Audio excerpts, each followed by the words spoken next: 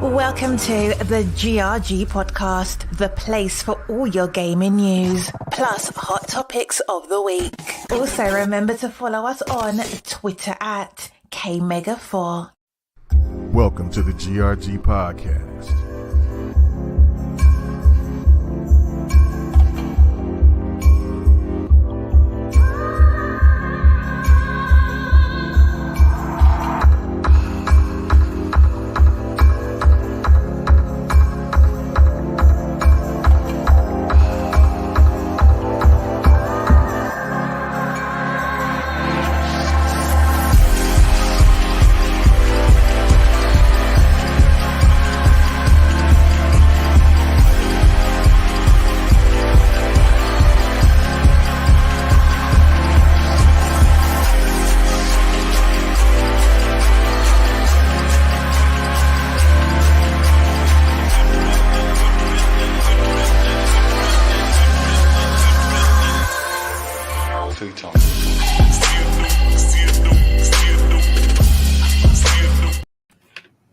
Well, let's fix that.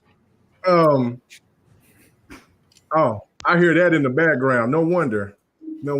Okay, I fixed that. All right. Anyway, what's happening? I knew I was going to fat finger something, and I did. But regardless, I don't know if y'all heard the double play in the background. If you didn't, thank goodness. But I did, and I'm like, oh my goodness, it's terrible. But regardless, we're here. I'm doing the best that I damn can right now. I'll fight for my damn life when things are new. And you know what? StreamYard is not very difficult, but it is new to me. And the cameras is work. Don't shake your head, sucker. Don't shake your head. Don't shake your head. Don't shake your damn head at me. Trying to teach Oklahoma wow. Stuff is Mega, you kind of like the PlayStation over there. It takes a long time to get to the next generation of things. Bro, it's okay. It's okay. Once I get it all dialed in and it's right, everything's all right. He's still on the Commodore 64, man. That's all right. Hey, I know, right? Why did you bring that old nasty lady to dance right next to you, Dark Optimus? What's the problem here? What you doing? It's Miss Patty, man. She's Miss Patty. We finally get to see Miss Patty. We finally get to see What's Miss X-Man going to do now when he can't hit all these random sound buttons? I know. It's going to be fanglorious. I can make my own sound. I ain't going to worry about that. We don't want to hear whatever you're cooking. Oh my goodness. Darth, you're still never mind. Okay. Anyway, what's happening, everybody? What's going on? The GRG podcast is live. Leave that there for the rest of the show. Oh, Miss Patty, Miss Patty getting down right there. All right, let's go. Let's let Patty. Leave that there. We don't need to see Dark out of this space. Nah, you don't see you don't see Dark. I see Dark. I see him. I said we don't need to. Oh, people just need to see Miss Patty getting down. She's on vacation. Yeah. She thought she could be away from Sir X-Man, but Sir X-Man is like Dragul. He does not go away. He's immortal. You see how disrespectful K-Meg is? He put all the folks there where the comment just gonna cover them all up. No. You guys I ain't mad. You guys are at the top. You guys at the top. We're at the bottom. Y'all at the bottom. Hold on, wait a minute. Oh shit! Hold on. Oh my goodness. Okay, so I'm looking at my see. This is okay. So I'm looking at the camera, right? I'm looking at the screen, and I moved everybody because I was just talking to Darth about this, right? I said, "Oh, I had it the old way, but I guess because the way that I have it implemented from the whatever that's called because there's a list of things. So never mind. Okay, because that was the thing that I was asking about. Okay, hey, just pull it up. Just pull your show up on your phone and take a look what it looks like. Then you can go from there, dude. Well, it's okay. I don't need to. Oh, well, hold on. You know what? I'll pull it up on. Oh, you can put that phrase anywhere you want on the show. You can put it at the top, on the bottom. Drink it. I can't see that. And that's what I was asking. So, and then that's why I asked that question. So I've seen other people do it. I didn't know. So yeah, no, I don't know. I got to find that out. Got to find out that widgetry. But anyway, while I'm over here looking to try to do some other things, let's go ahead and introduce the panel. Hey, man, first time doing this on StreamYard. Let's go to it. Let's go to the man of the hour, Ham Solo. What's going on with you, bro? You know what I'm saying? We on the leasing agreement. What's happening? Oh man, I'm chilling. Welcome, brother K Mega to StreamYard. To the Uh-huh. The future. most the most relaxed and easy way to podcast. Oh. But as for myself, what I've been doing as of lately, I mean, I finished Stellar Blade. That was a fun game. I had a good time with that. Oh my goodness. I'm sure you did. Oh, absolutely.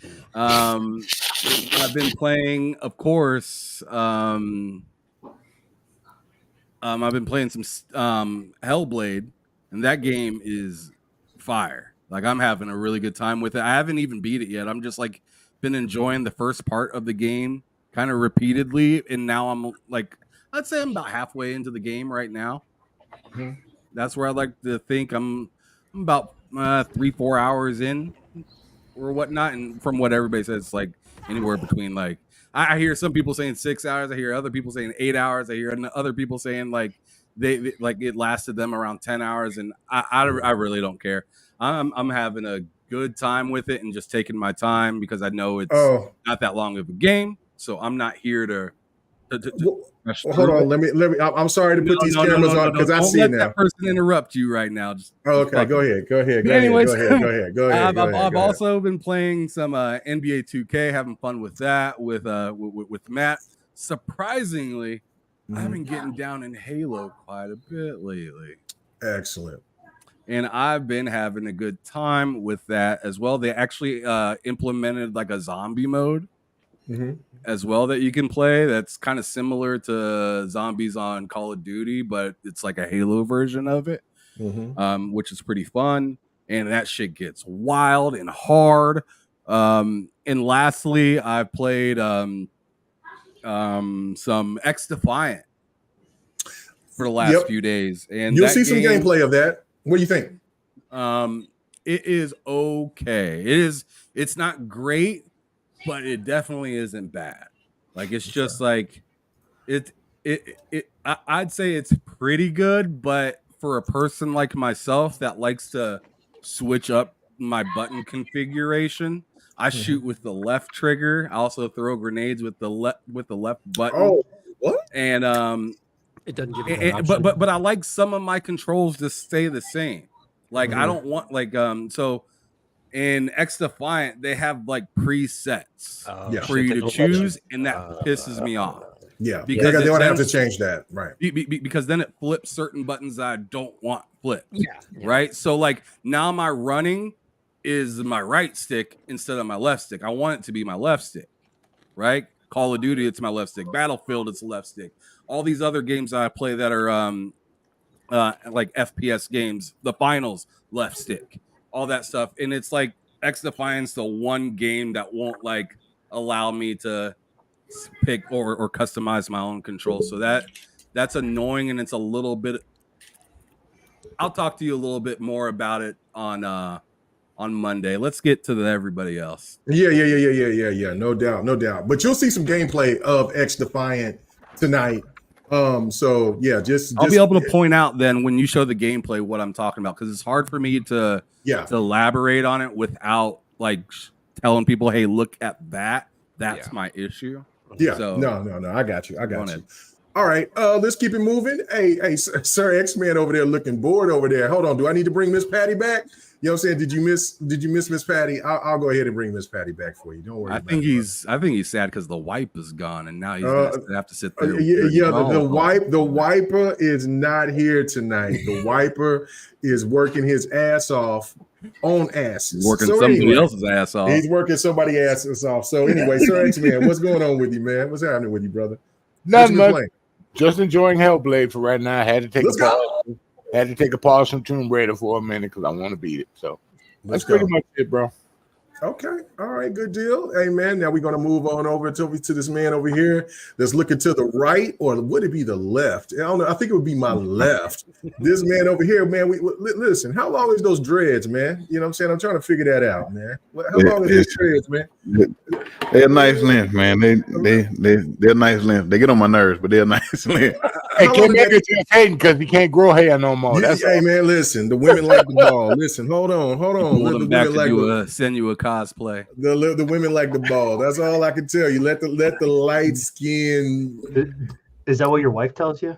Oh yeah. Oh, she said I love it. I love it. You know what I'm saying? I got hair on all other places, so I'm good. Anyway, what's going on with you, Husky? TMI, dude. You bushy bitch. Goddamn right. 70s bush. Anyway, let's go. Husky. What's happening, brother? Man, what's going on? It's going good, man. I will say I have not had a chance to play Hellblade, man. I can't wait to get to it though. I have been. I'm doing. Just look at these scenes and just get it. No spoilers. No spoilers. Yeah. Just gameplay. As I've they seen say, all there's the none in it. that people have been talking about, man. So I can't wait to jump into it. I'm trying to finish up a review. So once I finish that, I will be playing. We'll be playing Hellblade. So I can't wait to get my hands on it though. But that's about it, man. Just other than that, playing a few games here and there. You know, I'm backtracking, kind of clear some of this backlog. But yeah. And I just got Stellar Blade, so that's added to the list of things. Got them yams. We might see them yams later on here tonight. But I don't know. You know what I'm saying? After the gameplay is over with.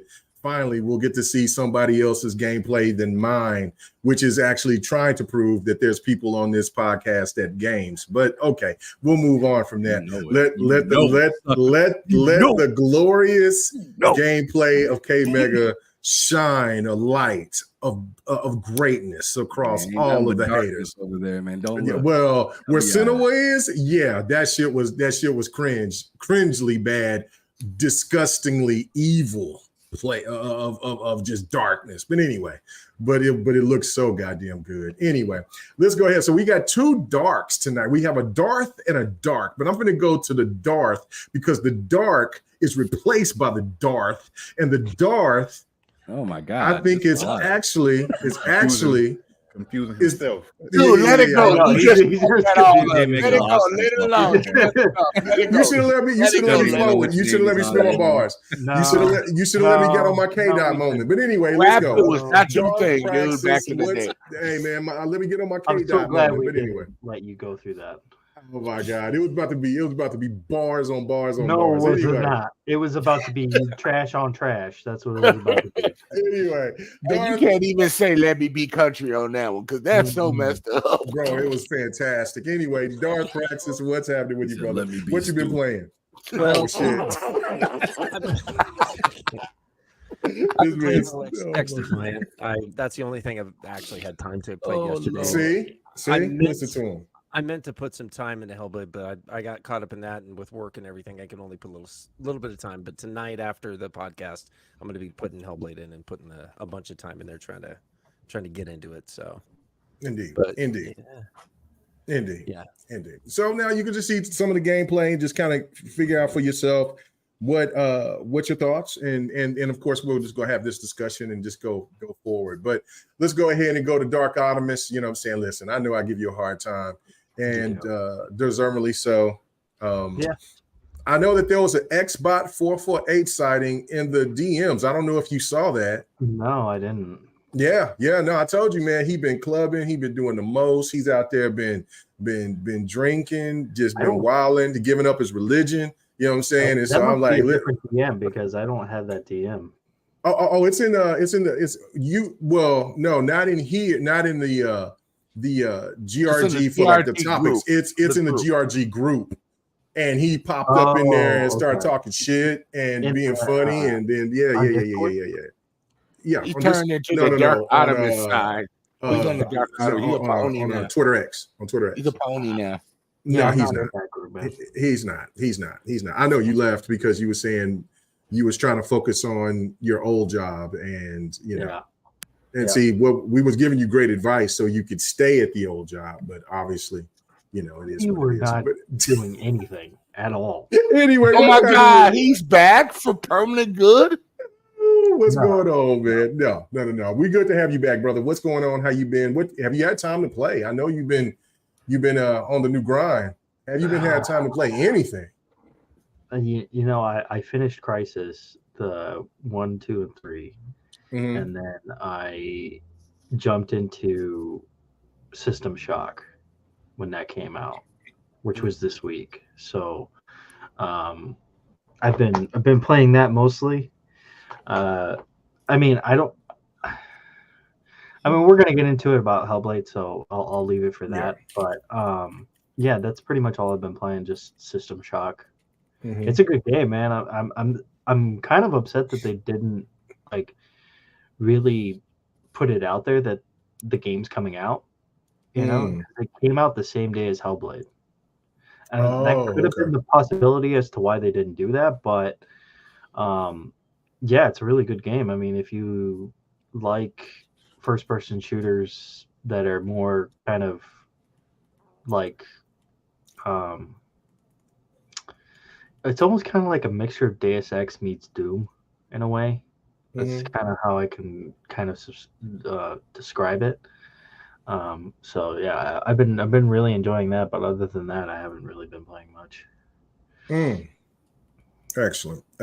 All right. Well, I mean, MLB The Show, of course, I've been playing that. That's like you've been playing what? MLB The Show. Oh, okay, yeah. When I'm just like when those hard days when I'm just like I don't want to play anything else. I just want to take out my portal and just play something. MLB The Show is perfect for that. He's like, well, man, when I realize I ain't got no games. Oh man, this man. I gotta turn over. Start up some simulations. Shots fired. Run some numbers. A little bit. We're gonna get into that. Yeah, so we're definitely gonna get into that. Prepared for it, Ham. All right. So anyway, Sir X-Man, I'm gonna give you your time because I know that you wanted to talk about Starfield. So I didn't say that in the DMs, but I want you to go ahead and talk to us about your experience with the new update with Starfield. I've experienced a little bit of it. I went back to start playing with some other games. I will get to Starfield here a little bit later. I knew the Hellblade was coming. I was not trying to spend time to go back into Starfield and get immersed yet again. Well, you can save it till next week if you want to, dude. I mean, I feel for it. Well, no, I wanted to hear your thoughts because you wanted to talk about it. So, I mean, if anybody else want to interact about it, then that's fine. But your thoughts, because you was adamant about you wanted to talk about it. So, what's your thoughts about the new update that Starfield gave the gamers here? Just what was it like? Was it last week or was it the week before? It was both. It was back-to-back weeks they gave updates. Yeah, I thought there was one 2 weeks ago. Okay, so your thoughts. Yeah, there was one this week and there was one yesterday. Okay. So they did some more stuff for terrain mapping, which makes it a lot easier for you to find your location. You know how it is. Good. You always had to look at the thing and it was like, what the heck? They even I said for some people that really want to get into it but don't want the game to be hard, which the game really ain't that hard. But they put an easy mode in there for people. Now, last week, they gave some beautiful terrain updates that, you know, they gave 60 frames a second. And they also implemented where, you know how sometimes you always got to hit your jumpsuit, you know, your boost to elevate up to another level. They put now a grab where the grab is so much better. So now you can grab an edge and, you know, just a little boost or jump. And then you can grab the edge and pull yourself up. I've been waiting for that because I got tired of trying to boost up to a level. That makes all the difference in the game. And some other various things on the list that I can't really get into without looking at it, the update list again. But that game has changed a lot, dude. And nobody's talking about the improvements, man. It's more than just the 60 frames a second. They've totally dramatically changed that game. They even changed it a little bit graphically. Yeah, where your terrain you're on looks a lot smoother, a lot more, you know, inviting and stuff like that. You know how not inviting, but a little bit more detailed. So there are slow improvements coming to this game, dude. And from what I heard, they added a few more areas you can go into as far as putting more things on planets, you know, where it's not just the few scarce ones. There's a lot more areas you can go to when you go that get generated for certain planets. So it's a lot to that game now, dude. Even before the big update everybody's waiting for. So yeah, it's worth going back to play. That's what I'm gonna go to after I finish Tomb Raider 3. What you laughing at? Me getting cooked? Bro, hey, I don't know what you was playing on. Hey, that's typical K-Mega gameplay, bro. That's typical K-Mega gameplay. Oh, that's fine. That's fine, because I'm about showing real gameplay. Okay. The dudes with the fire. Are you getting roasted, K-Mega? What'd you say? Oh, yes, Are you getting literally is getting roasted.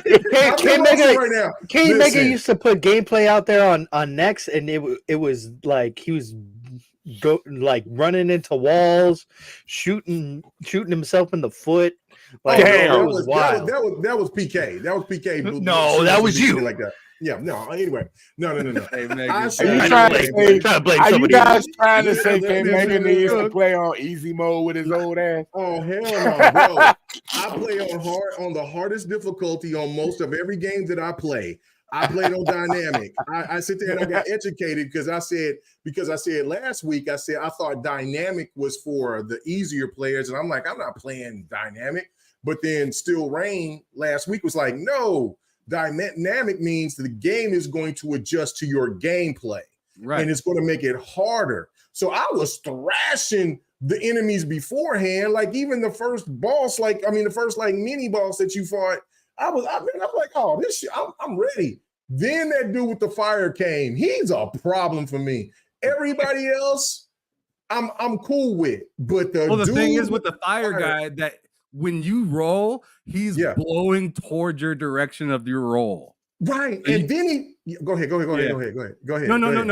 I was just gonna say that you like you almost gotta. It's kind of weird because you gotta almost guess which direction he's gonna go at. Like you almost gotta pump fake one direction and then just roll the other. It's right. Wild. And when you get later in the game, when you fight another dude that has the fire, they do a kamikaze on your ass. It's crazy. So I'm like, oh. So when people, we'll talk about Hellblade. We'll talk about Hellblade right after this topic because I do want to talk about this first. Now, I got cooked once. It was funny. I just thought it was funny the animation they have on her because it looks like she got pants on fire. Yeah, she burned to death. I poor Cinewood got burned to death, bro. Like I don't skip bad shit. If I did bad at that moment, I did bad. If I did fantastic, I did. I showed true gameplay. So let's go. Did you try Starfield with any of the new updates yet? A little bit, yeah. I definitely tried the 60 FPS, but I haven't tried it since they gave another update to it. Oh, the one from last week. I am like Starfield right now is in line to be played a little bit further. Like I'm more than happy to jump back into Starfield, but right now I gotta finish Fallout, gotta finish a few other games. Because I've already beat the living shit out of Starfield. Chris Jones, you right, brother. I'm getting cooked. I was getting cooked right there. Listen. True gameplay warriors unite out here. I know y'all ain't gonna doubt my swabby, my skill. I just showed me getting my ass cooked by that bad motherfucker. But that's okay. Anyway, all right. So I got to show the rest of people's faces because on my let it go, K-Mega. It hurt my feelings because I was mad. I did want to kind of go back and erase that, but I'm like, nah, bro, we ain't gonna do that. Anyway, let's talk about IGN. Sometimes it's such a good cooking that you just have to show it, right? Like there's been a few times where I was like, man, I got fucked up. I'm showing everybody that. Right. Like it so looked like you were getting burned, K-Mega already, bro. Like I mean, like you if you play on dynamic, you will learn too. That's all I'm going to say. And on dynamic, I know how hard it is. Yeah. We know how people that is beating this game in 5 hours. We know what level that you was playing that game on. But we'll talk about that here a little bit later.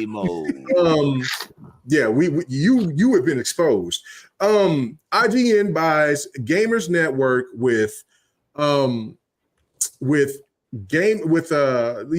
industry add-ons is such as Gamers Industry Biz, Eurogamer, Rock Paper Shotgun, VG 24/7, Dicebreaker. Business also holds shares in Outside, Xbox, Digital Foundry. Hookshot also operates under Push Square, Push X, Pure Xbox, and Time Extension. So everybody, they bought everybody. Everybody.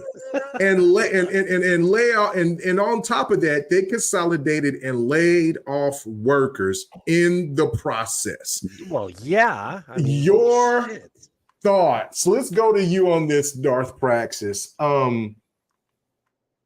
Why is it funny that they were out here before talking about consolidation with other publishers and companies out there while their company was out here doing the same thing? Your thoughts on this whole situation with everything now that's under IGN's umbrella?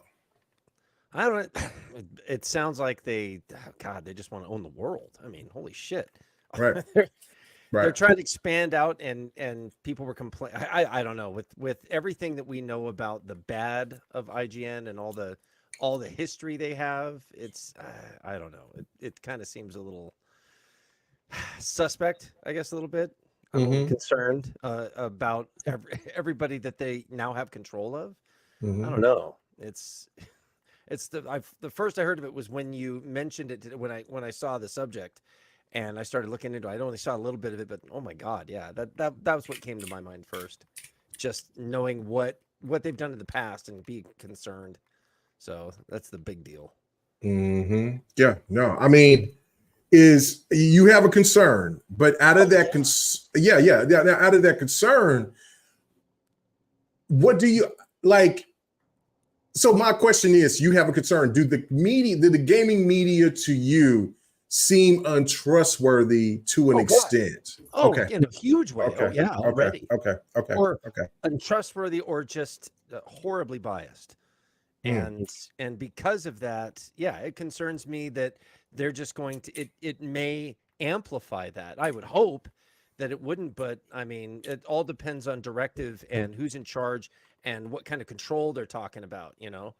If IGN is basically dictating how everybody's going to do everything, then it could be a real problem. But if they're giving kind of autonomy to every individual group to do their own thing, that might change. That might change things. But I don't know. It really depends on where they're going to go from here. It is a concern because of the way that they've done things up to this point. Excellent point. All right, what about you, Husky? Does this concern you about IGN having all of this on top of laying off other journalists because of this consolidation that they've been doing, that they just did by acquiring all of these other publications? So it is concerning, and just I'm seeing for what Fahim just said in the chat, it's not so much of them acquiring things like Microsoft. It's just IGN already has just their history, like Darth just said, their history and just overall of IGN, they're being biased, they're being untrustworthy. Like, it's a lot of stuff that IGN has already have in place, and now they're, they acquiring these other things, and not so much they're acquiring, it's because they're acquiring those, is they already had that mistrust and that bad history already there, and that bias there. I've seen, and I used to follow IGN a lot for a lot of their stuff, until like you listen and pay attention, and it's like a lot of the people that work there, they have a bias. I ain't gonna say it's prevalent in everything they do, but you can see a lot of times where back when it was last year during like Summer Game Fest, they were like, I ain't gonna say they were purposefully doing it, but where they were leaving off Xbox off a lot of the stuff that was coming to every console. Like it'll have PlayStation, Switch, and they'll put all the other stuff up there, but they wouldn't put the Xbox up there. You saw little stuff like that, and not only did it happen once, not twice, it happened about 4 or 5 times on several different things. So somebody is doing something wrong, or there's a bias there. But this is concerning. I'm not sure how many people they laid off, but overall, man, this is still concerning. I like I said, I don't I'm not I don't follow IGN like that anymore. I'll listen to some of their podcasts from time to time, but it's nothing like they used to be, whatever for me. Like I said, I still remember what it was last year when they were talking about when Starfield and Destin was talking about Starfield, and what's the guy's name was trying to just throw it under the bus or whatever, make it seem they're losing players. It's like, and just this is like it's a single player game, but they're losing like it's a single player game, and it's like Destin was trying his hardest to combat or go back and forth with him. He was like, yeah, but anyway. But I do think it's concerning. They're putting their hands in everything and kind of everywhere, but kind of got to wait to see where it's going to lead to. But it's definitely concerning. No doubt. Optimus, your thoughts? Like, I mean, does this scream to you as legitimate news, or is this something that you look at and you like, yo, this is a little bit different? I don't know. I mean, and especially, a lot of people haven't yet brought up about the consolidation situation and them laying off other journalists. Is this something that's problematic for you? Bro, I'm always concerned when IGN does anything at all. Oh shit. Like, just anything that they do, I'm just like, oh shit, here we go. You know what I'm saying? Like, it is definitely becoming a monopoly, and that's not good. I mean, there are still some independent sites out there. There's still some stuff that's out there that's not owned by IGN, but that window is getting smaller and smaller. True. And that's concerning, because if they own every single publication in the gaming universe, that means that who are you going to trust? Exactly. Who are you going to trust?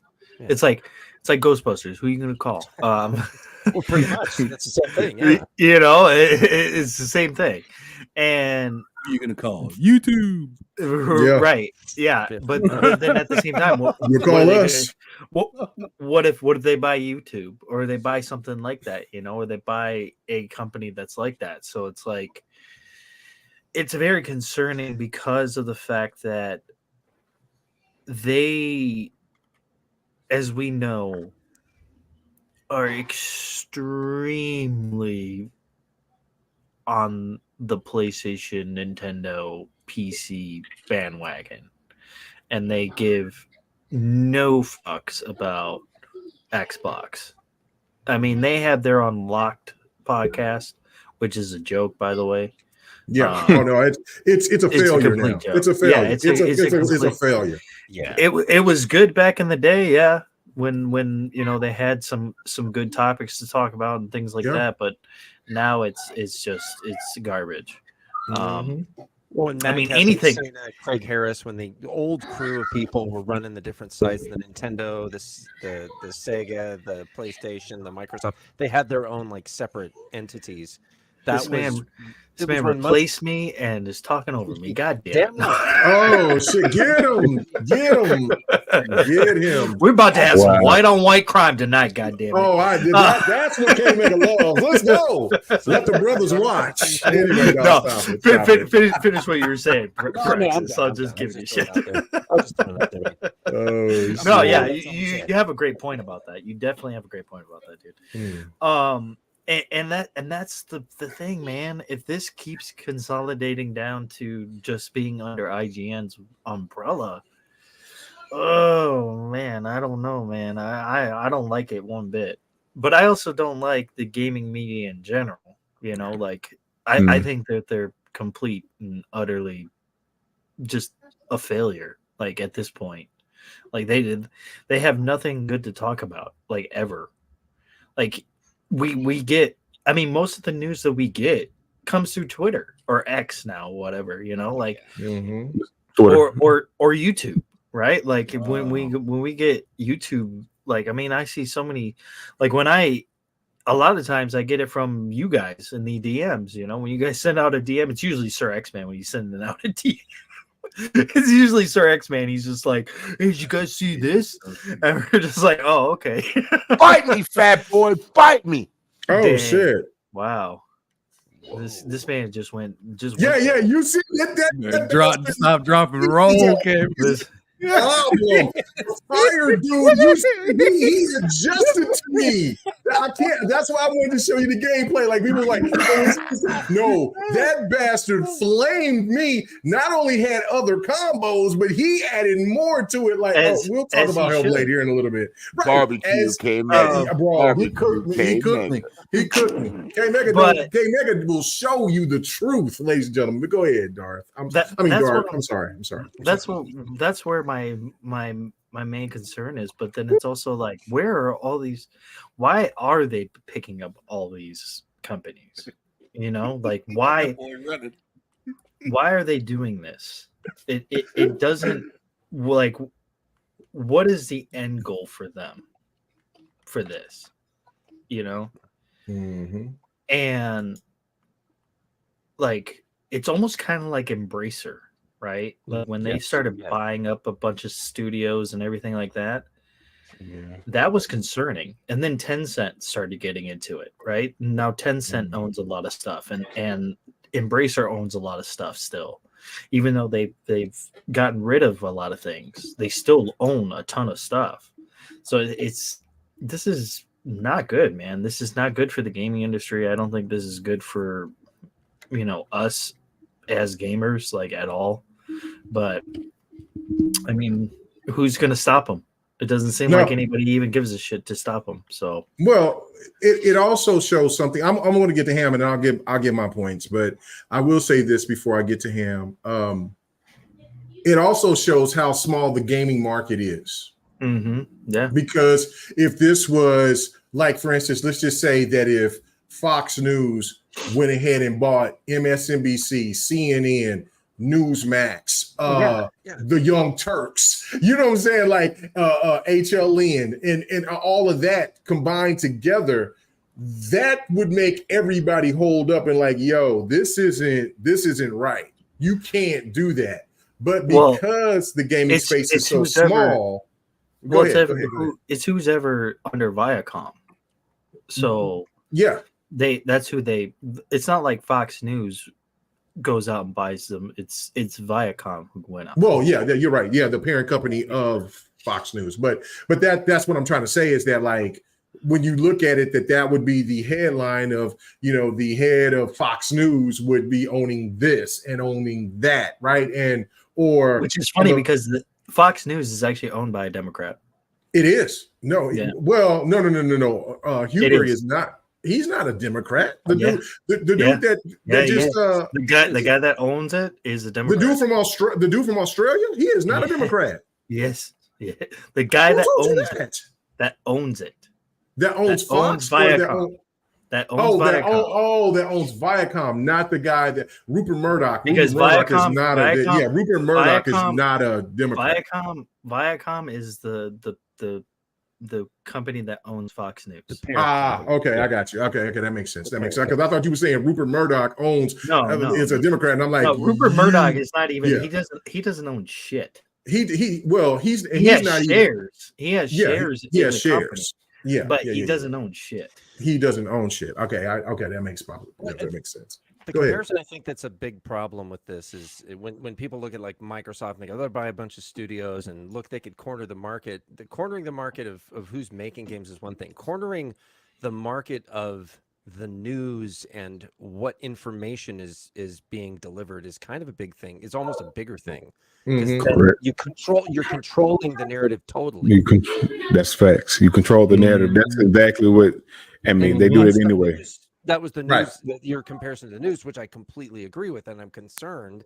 That's a bigger concern is what are they going to do? How is that going to affect the industry, or is it going to have any effect?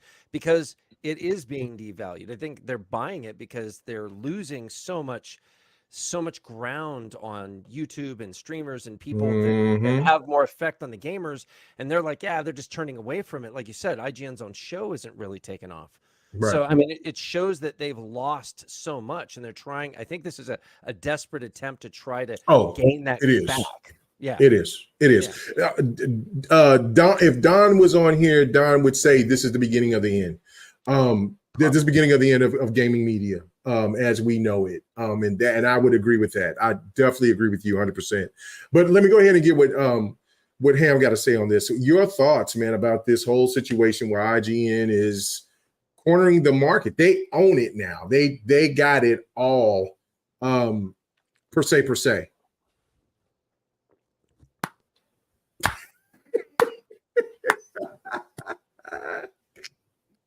With our powers combined, we become IGN. Like, that's what it really feels like.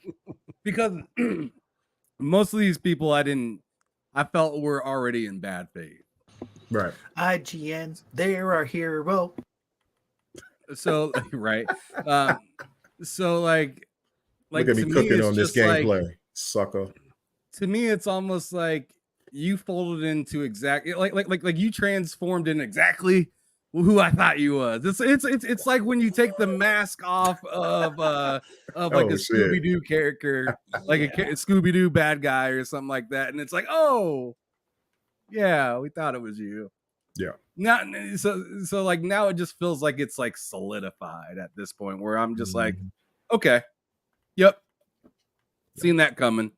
But my one thing in particular, because you pointed at this earlier, I don't want to hear IGN talk shit about nobody consolidating anything anymore. I don't want to hear you tell me what's good and bad for business when people group up together, or like Sony buys this or Xbox gets that or Nintendo decides to do this with this company. Shut the fuck up. Facts. Yo, we see the numbers on your shows. We see them. They're not pulling numbers like YouTubers. They're not saying that like we're doing in particularly better. And like, but what I'm saying is they're becoming less reliable every day. And they're almost pulling the professionalism out of it to be more like YouTubers, which doesn't set them apart. Facts. Talk that truth. Talk that. Preach. So it's just like, why would I watch you do a shitty job of a YouTuber instead of me just going straight to a YouTuber and just watching them? Because at least they're going to keep it raw. You're keeping it edgy, but not raw. And edgy is kind of like a boring way of saying you're putting in some sort of work or whatnot. I say, oh, you're kind of edgy. It almost sounds disrespectful. It's amateurish. Yeah. There you go. So it's just like you guys took yourselves from being the suit and tie because you were jealous of the guy in jean shorts and in a t-shirt. So you decided to put jean shorts in a t-shirt on, but your jeans and your t-shirt have to look a certain way and you have to act, somewhat appropriate, while the YouTubers are literally just letting it fly. Just whatever's on their mind, letting it fly. Fuck it. And whatnot. You're over here looking over at Kind of Funny is stepping on you guys. They're shitting on you guys. Facts. And it's just like seeing that. It's just like it's really kind of sad because like I only imagine like in my opinion, this is like crazy sad because I imagine like, what if like my actual news network did this kind of stuff, which they kind of already do, right? Half of these damn news shows are opinion pieces to death. That's true. Oh yeah, they don't like 90% of their show is opinion and 10% is fact, and their excuse is nobody would watch it if we were just preaching the truth. And it's like, No, people would watch it because you'd give value to then those that have opinions. So I can disseminate what's real versus what's fake. But right now you're doing exactly what the fake folks do. So it's like, how can why would I take you any more serious than somebody that ain't even getting paid but are doing it for passion reasons? Fake you know what I'm saying? Somebody with passion, I feel like, is gonna do their best to deliver it a little bit more than the person that has their jaw stuck up their butt a little bit.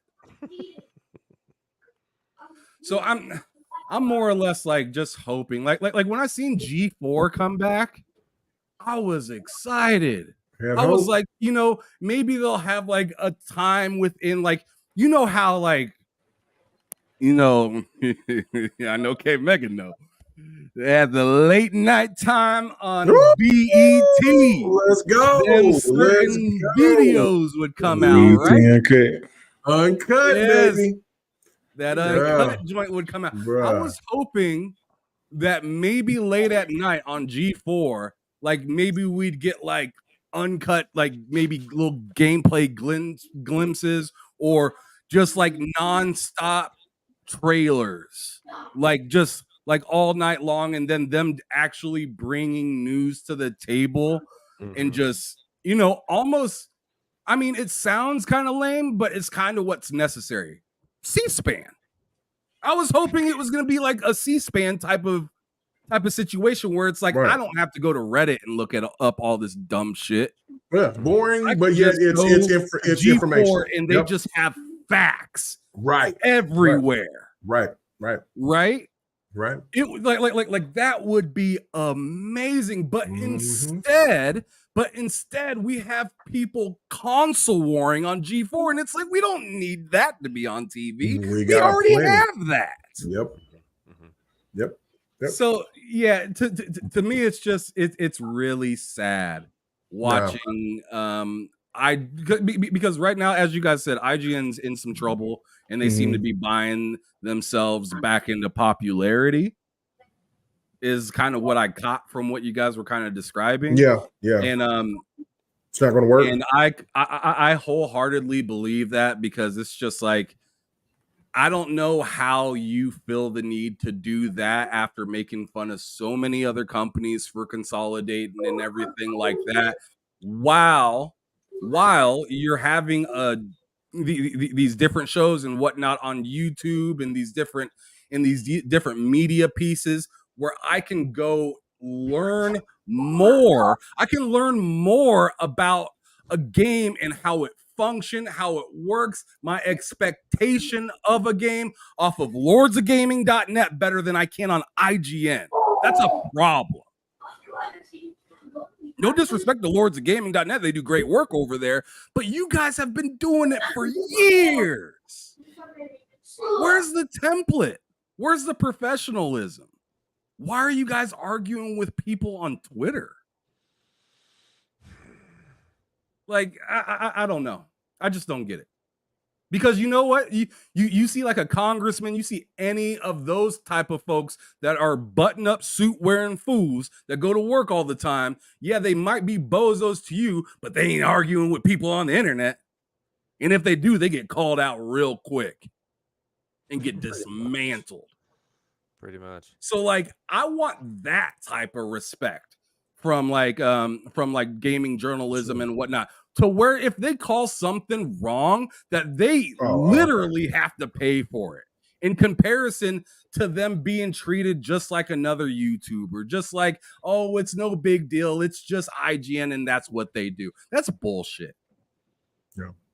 That's bullshit. They should be literally having to pay for their consequences on certain things. I don't understand why Xbox keeps working. Like I guess I kind of understand why they're still, but like, it's just like, it's weird to me that you work with somebody so repeatedly when they forget to even put your name on a game that's coming out. And and the only reason they're doing that is because they're the biggest gaming media in the business, right? But then with that being said, they're also really biased in some of the ways that they feel and some of the ways that they market stuff. So it's just like a circle. It's just like a circle of just trash. Yeah. Just recycled garbage constantly.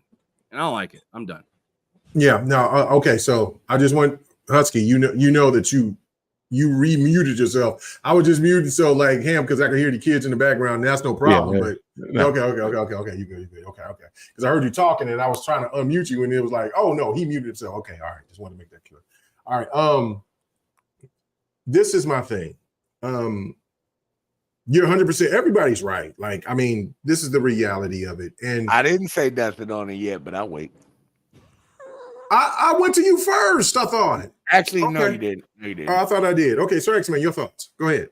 Sorry. All right, here we go. There are people saying out there, oh, IGN is not going to be biased. IGN bought these companies because they Why'd were you turn easy. your camera off, you dirty bastard? What was going on? What was you doing? I was chilling. Nah, hold on, Miss Patty. Look, I don't was bring it up. smoking I a remember what doobie, happened bro. last week. All right? Don't bring it up. Yeah, Miss Patty. Go ahead. Brother, I was smoking. I don't want to smoke on your show. But Okay. but Damn, I'm not a hard stickler like that, but I got you. Yeah, especially. you can't do that on YouTube though. Oh, yeah, that's right. That's true. I mean, he's smoking right now. Damn. Go ahead, Sir X-Man. He said All the right, kind of Puff pipe I got Daddy. ain't legal in Shut any up, state. Puff Daddy. The pipe that you smoking from is illegal. I got you. Okay, go ahead. Do you? Actually, Cook, brother, cook. technically, I don't do that stuff, but it's not illegal in Illinois. Oh hell yeah! Everywhere is man. You go smoke that from a cop and see if you don't get your ass sent to the clink. No, it's legal. Put in motherfucking Chicago County warrant. It's legal in Illinois. You can smoke in front of it. It's legal. It's legal. No, we were now. What we talking about? What you were talking about smoking? What Ham said you were smoking? I said what you smoking is illegal in every state. Every state, everywhere. You can't. No, I will never ever give you a compliment for nothing ever again, Ham. You ruined it. I love you too, Sir X-Man. Yeah. Anyway, go ahead. You guys talking about crack? I will not say anything on this podcast. Anyway, Oh yeah, go that's ahead. legal in California too, ain't it? No, No, that ain't legal. It better not be. actually, marijuana is legal in California. Oh, marijuana is. Yeah, but marijuana is. But not. Not crack. Not Oh shit. Illegal. Anyway, go ahead, Sir X-Man. Lord have mercy. Anyway, go ahead, bro. That's what I'm saying. If you people don't believe that IGN bought these whatever you want to call them for to get rid of the competition, you're wrong. Because the competition would get more viewers, more clicks, because a lot of them Eurogamer gave Hellblade a perfect score. Two other ones in that group gave them a 9 and rated them high. So if you don't believe that there is a narrative about this situation, people are blinded. I see people saying, oh, that's a good thing. That's a good thing. No, it's a good thing for the IGN narrative. Now IGN can spin their narrative back to IGN so they can get more. And if they don't like you, they're going to get rid of them. They're trying to go to, I'm sorry, world domination for gaming news. And if you can't see it, Oh shit. I ain't worried about what Viper's saying about Dreamcast guy. He ain't even in our. But Go ahead. But damn, Viper. if you can't, a lot of people can't see that, and a lot of people said, "Nah, you can't. IGN ain't gonna do that. They're gonna let these people do what they want to." No, they're not. No, they're not. The minute they got them, Agreed. they started to get rid of people. What do you think is next? And here's the thing. If this thing was not so secretive, because nobody knew about it until they announced that it happened. So it was something secretive that happened. It should have been something open and talked about, like the Steam thing. They're talking about that, Xbox and Steam. But that can be a closed situation just like them. But no, it was so secretive that it wasn't even out there. Like if you had, like you said, if you had Fox trying to buy IGN, Viacom trying to buy and then technically that's still media, right? Mm-hmm. That would not be a secret. So technically, even though this is gaming, it's still media. That should have been out in the open, so you would have had time for some scrutiny, some evaluation of the situation. Obviously, they kept it secret like that with an undisclosed amount, so it can go forward. They say, we're going to hush our mouth. We're going to hush our mouth. Don't nobody say nothing. Boom, it happened. So, I mean, it's just obvious.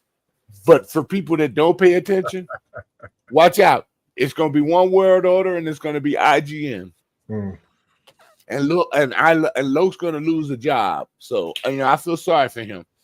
Damn, our brother Loke from Wakanda, Texas. Look, okay, that's my old school name from back in the days. Brown 2 Toy 24. I kept that on my Ubisoft list. Look at that, boy.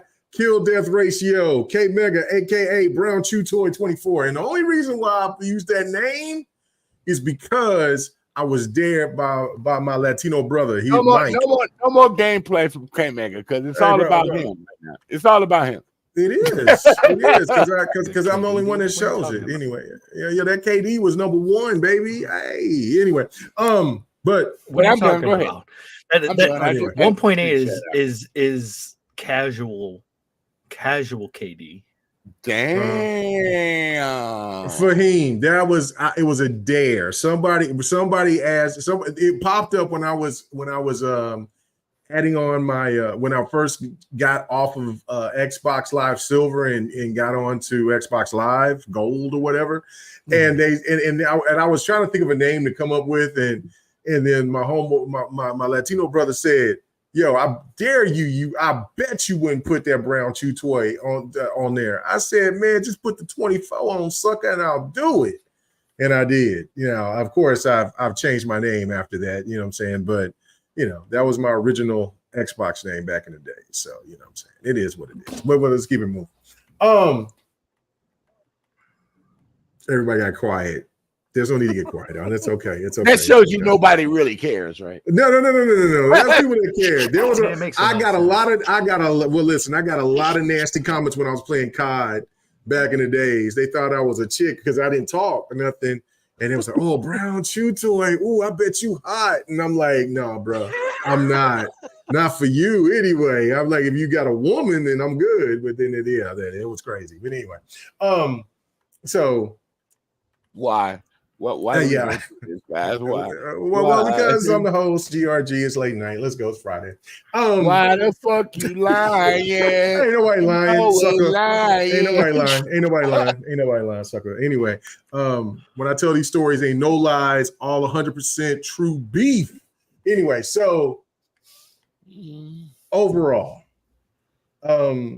it was just like I was saying earlier about like if Fox News or if you wanted to be on the opposite side of the aisle and think of MSNBC buying, NBC buying everything, Fox News, Newsmax, TYT, LNS, all that.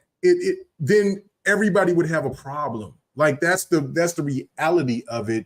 So why is it in gaming that nobody is talking about it? And from my standpoint of it is that gaming media has fallen to such a low state that it doesn't matter.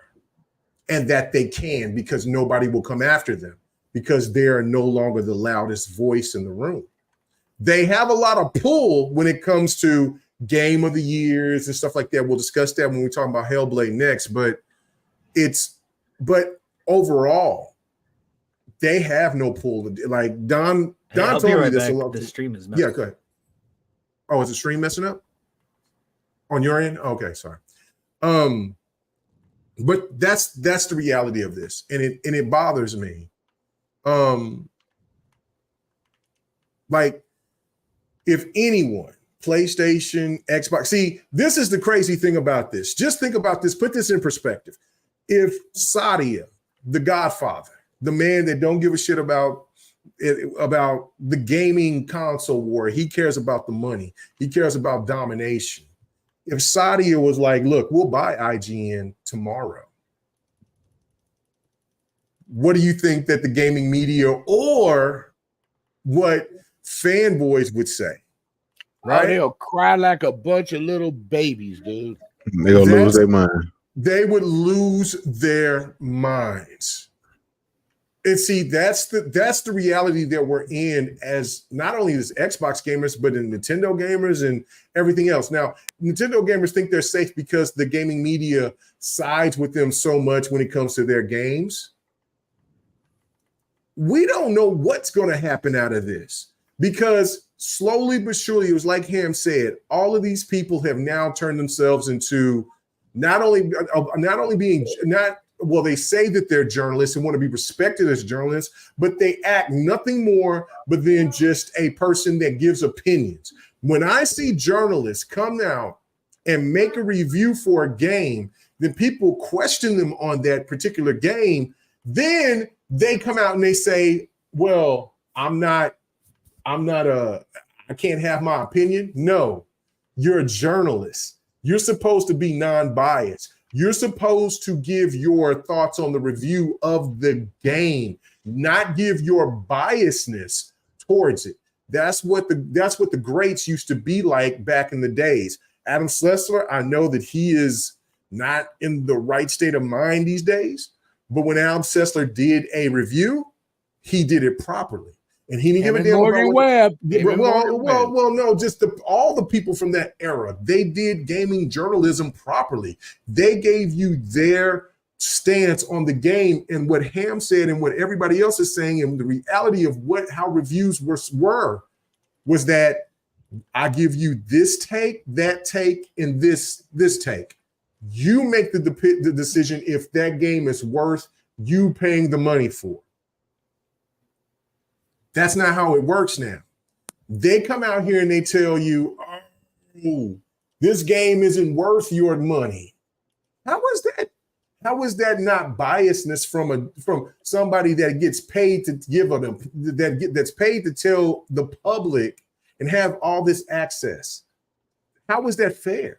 That's not. And it's not about just a particular game that we're going to be talking about here. We're talking about just any game in general. Like there were people that was attacking Stellar Blade. There was people that was attacking Hogwarts Legacy, so forth and so forth, because of their thought process and making you think because they have that journalistic badge on their chest that you have to comply. That's the problem here, and I find it to be problematic. I see Fahim said they can also write opinion pieces. Yeah, that's fine. Yeah. But when every article is an opinion piece, right, it's a problem. It starts to get a little bit like, like what's real with this whole thing. So yeah, I mean that's kind of what I'm leaning to. It's just like everything kind of feels like an opinion piece. And like when you're just talking about the Hogwarts thing, like that's 100%. Like every piece of that is an opinion.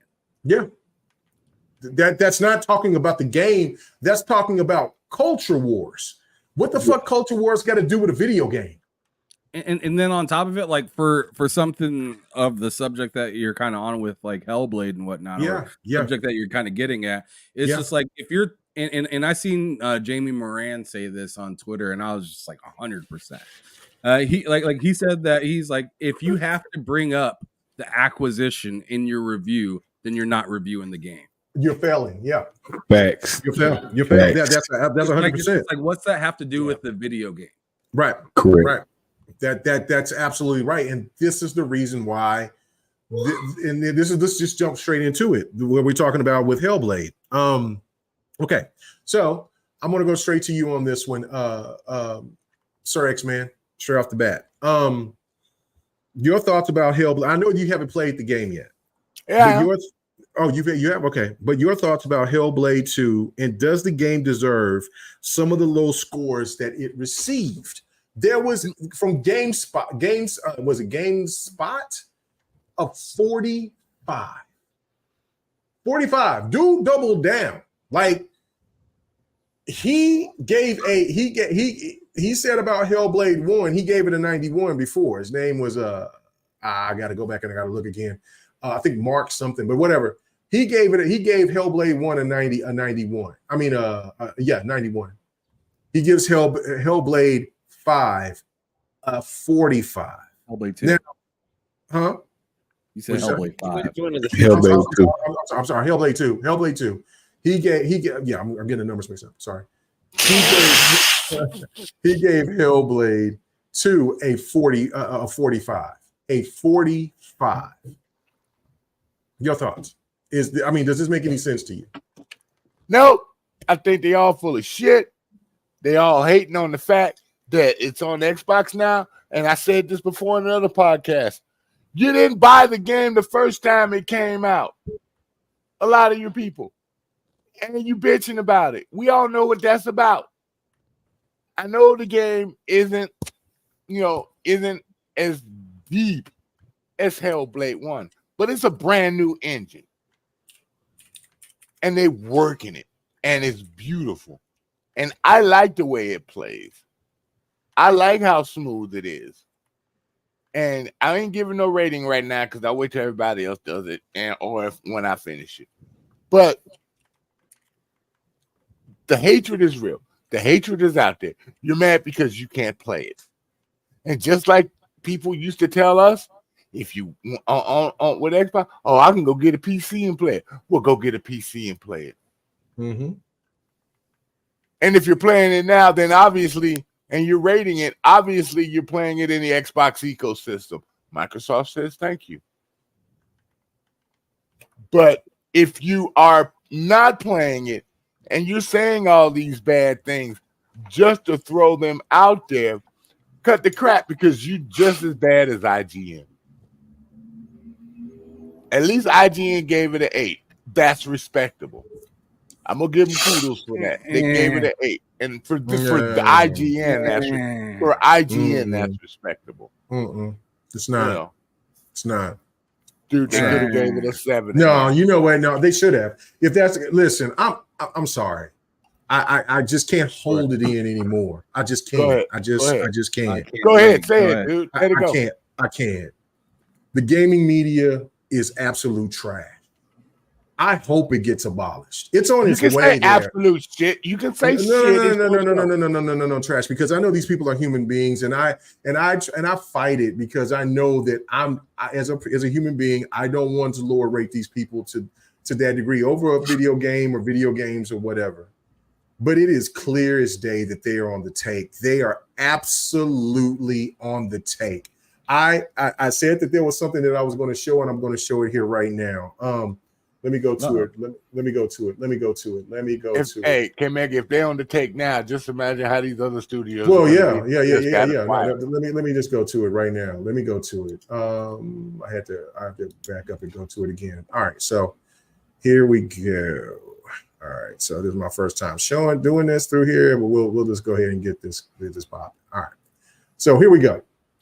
All right, so this is my post. Oh no, this is not my post. This is I saved it because I thought dude was going to go ahead and you can blow that up too on the screen. You know that, right? Yeah. I know, but I'm trying to get to where okay, hold on. Let me get to my post. Let me get to my post. Right? Damn rookie. I'm a rookie. I had it right. I should have kept it up there, right? I miss Viper already. All right. Hold on. Okay. Why? Because you got to deal with me. No, because he's all like, I didn't realize how boring Sir X-Man is. Yeah. Oh shit! All right, I was right there. All right, hold on. Let me go to this guy. All right, so I made a post. I don't know why it's jumping off like that. Hold on, let me see. I don't know why, but anyway. Just scroll down. It's all that porn you've been watching, man. Click on it and scroll down. Stellar Blade. I did. What? These are just other people saying they're like calling me a fat retard because I'm talking about Hellblade, right? No, I'm talking about this guy right here, right? This guy, Kenneth Fox. He sit there and he said, so having a legit criticism of a game I have played is biased now. Man, get a life, right? So hold on. All I did was post about how much I liked Hellblade, how much it was a masterpiece for me. And that's what I posted That's what I posted. Yeah. This man comes in my feed and says, I don't know. Let me go back to it again. He says, well, hold on. Let me go to it. Where he comes out and he tells me that he can give criticism, but he told me beforehand, which sucks because I'm trying to post it. I don't know why it won't let me post it. You're still learning. First day was I'm still learning. Hold on. Let me get there. You know, it's actually the first time I actually heard K Mega say Streamlabs was today. He usually says Steam Labs. Right. SteamYard or Steam Labs or SteamYard. Well, it's kind of written right up there. You can't miss it. I know it's StreamYard, but he doesn't say that. Right. Do I say keep saying Streamlabs? Okay, anyway. All right. So, all right. Okay. I say this is a masterpiece, right? Okay, so let's go here. All right. So this guy comes in here and he posts his shit. Like there's this guy here. I get so many comments, right? But anyway, God damn it, why I can't go back to this? Okay, whatever. This guy he comes in here, he tells me this, and then he tells me that, and he's a journalist. That's the whole point of this, right? Like he tells me that I don't know about the game because I showed it to the fellas before we started the show, so they know that I'm lying about it. But he's a journalist. He's a journalist from Ireland, from the Happy Gaming Hour. And my point to him was like, hold on, wait a minute. And when he told me that I had to get a life, it's because I told him, as a journalist, you should not be biased. And that's when he told me I needed to get a life. That right there is the most egregious bullshit that I could ever think of. If when you're a person that comes out here, Kenneth Fox, when you come into my feed of me enjoying a game, it should not matter.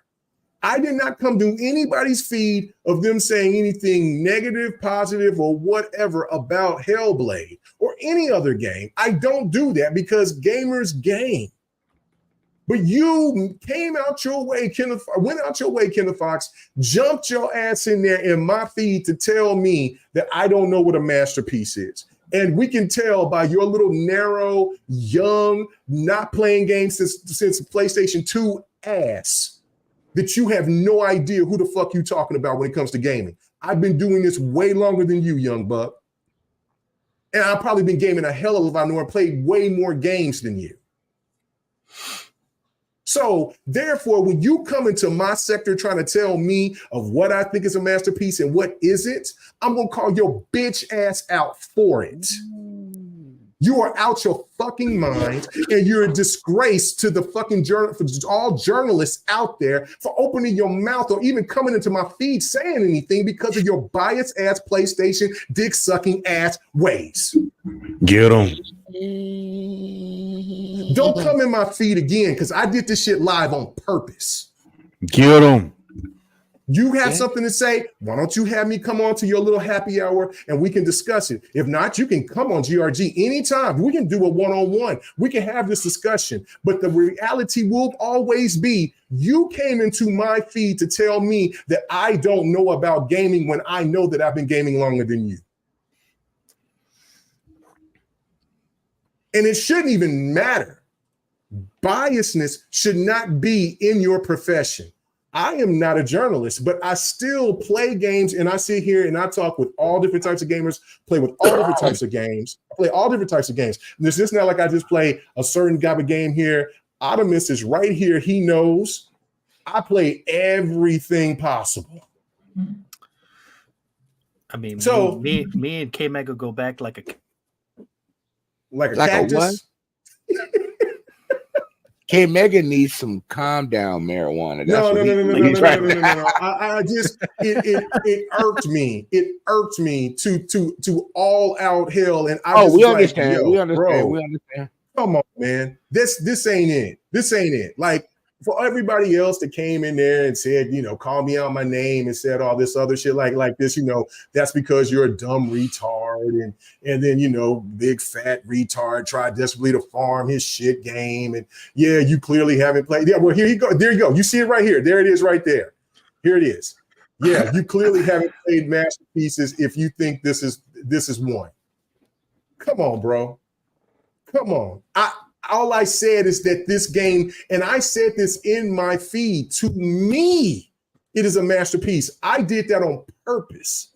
I wasn't expecting to pick anybody from the media to jump in here to jump on me and to tell me that I don't know what is a masterpiece or not. But I digress. Anyway, let me go ahead and move on. I had to say this because it's been chomping at the bit for me. But you are a disgraced, Kenneth Fox.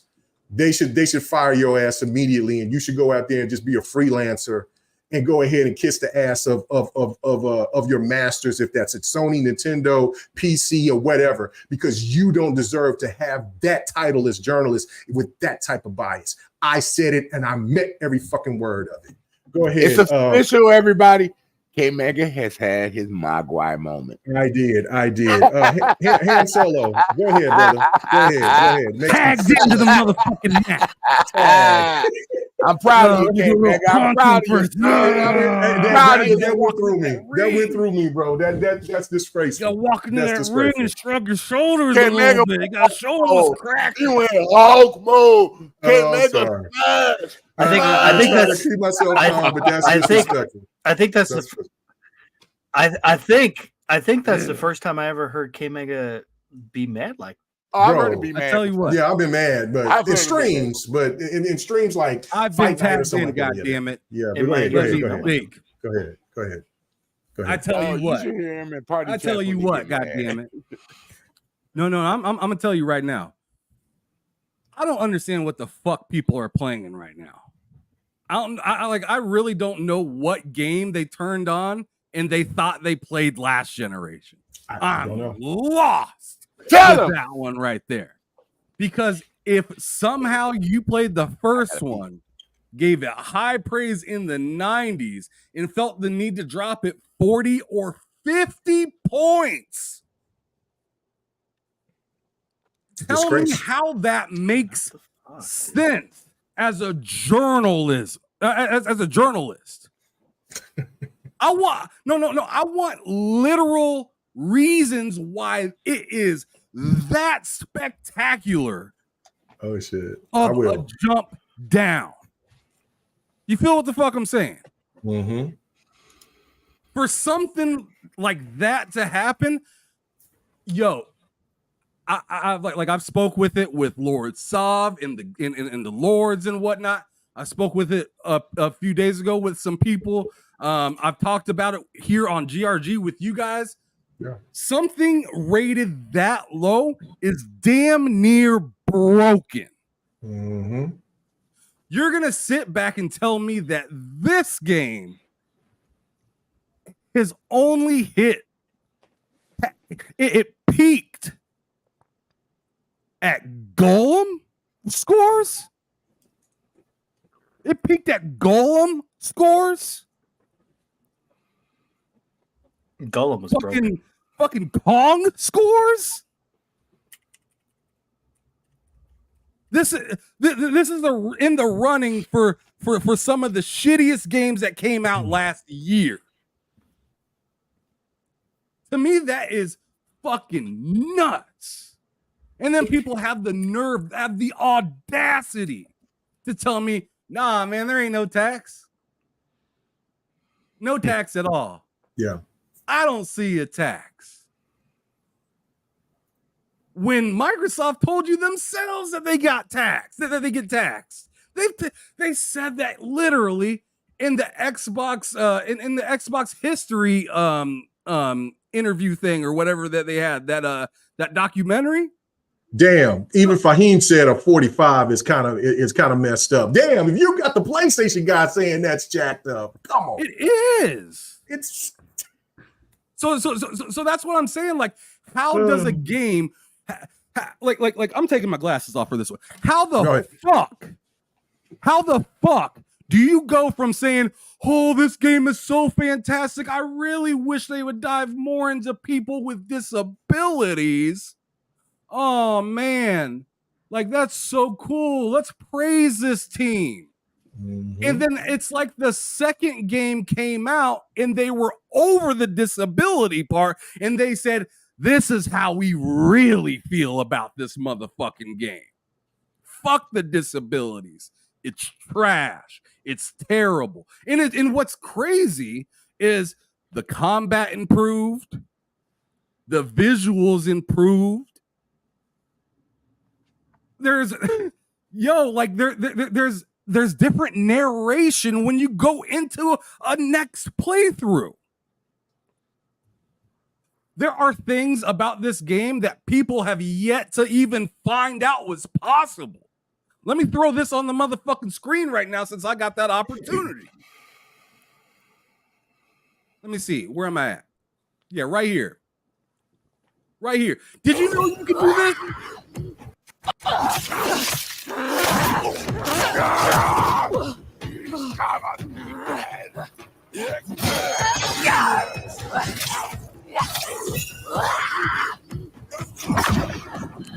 Motherfucker grabbed that axe and threw it right back at him. And you can run at them. There was somebody that argued with me and tried to tell me, oh, you can't run like you could in the first one. No, learn. Anyway, it is what it is. Doc. Oh my God. No, I ain't fucking done yet. Go ahead, Ham. Ham, you cooking, Ham. You cooking, Ham. Go. I'm not fucking done yet because it's just like if you like I've heard people say the beginning of the game is such a slog. Yeah. I don't understand how I'm supposed to get through this part of the game. It's so slow. And I'm like, wait a second. I thought you told me you beat the first one.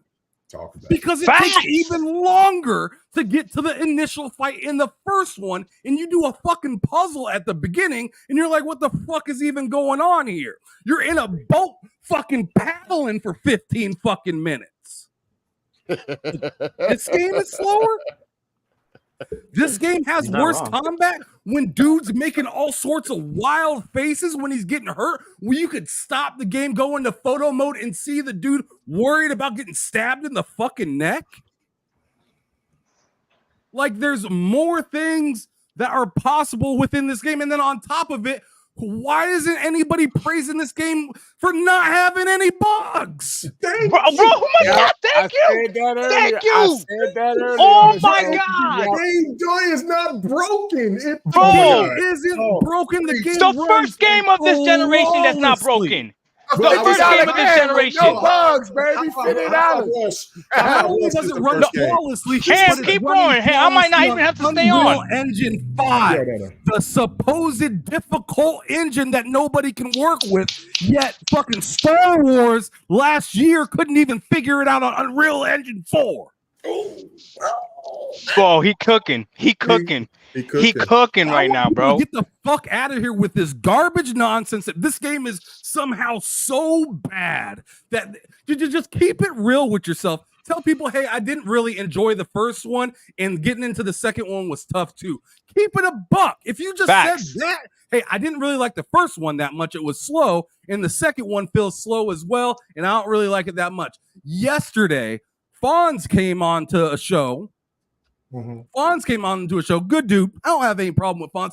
Fonz is ripping this game apart, giving it saying it's a 4, it's a 4, it's a 4, and then he comes onto the show and then says, I didn't like the first one. And I'm like, well, no fucking shit. I heard that. I heard that one. No fucking shit that you don't like this one if you didn't like the last one. You know what? I didn't like there are plenty of games that I don't like. I didn't like Final Fantasy 7. Did I go to 8? No, because I don't like Final Fantasy.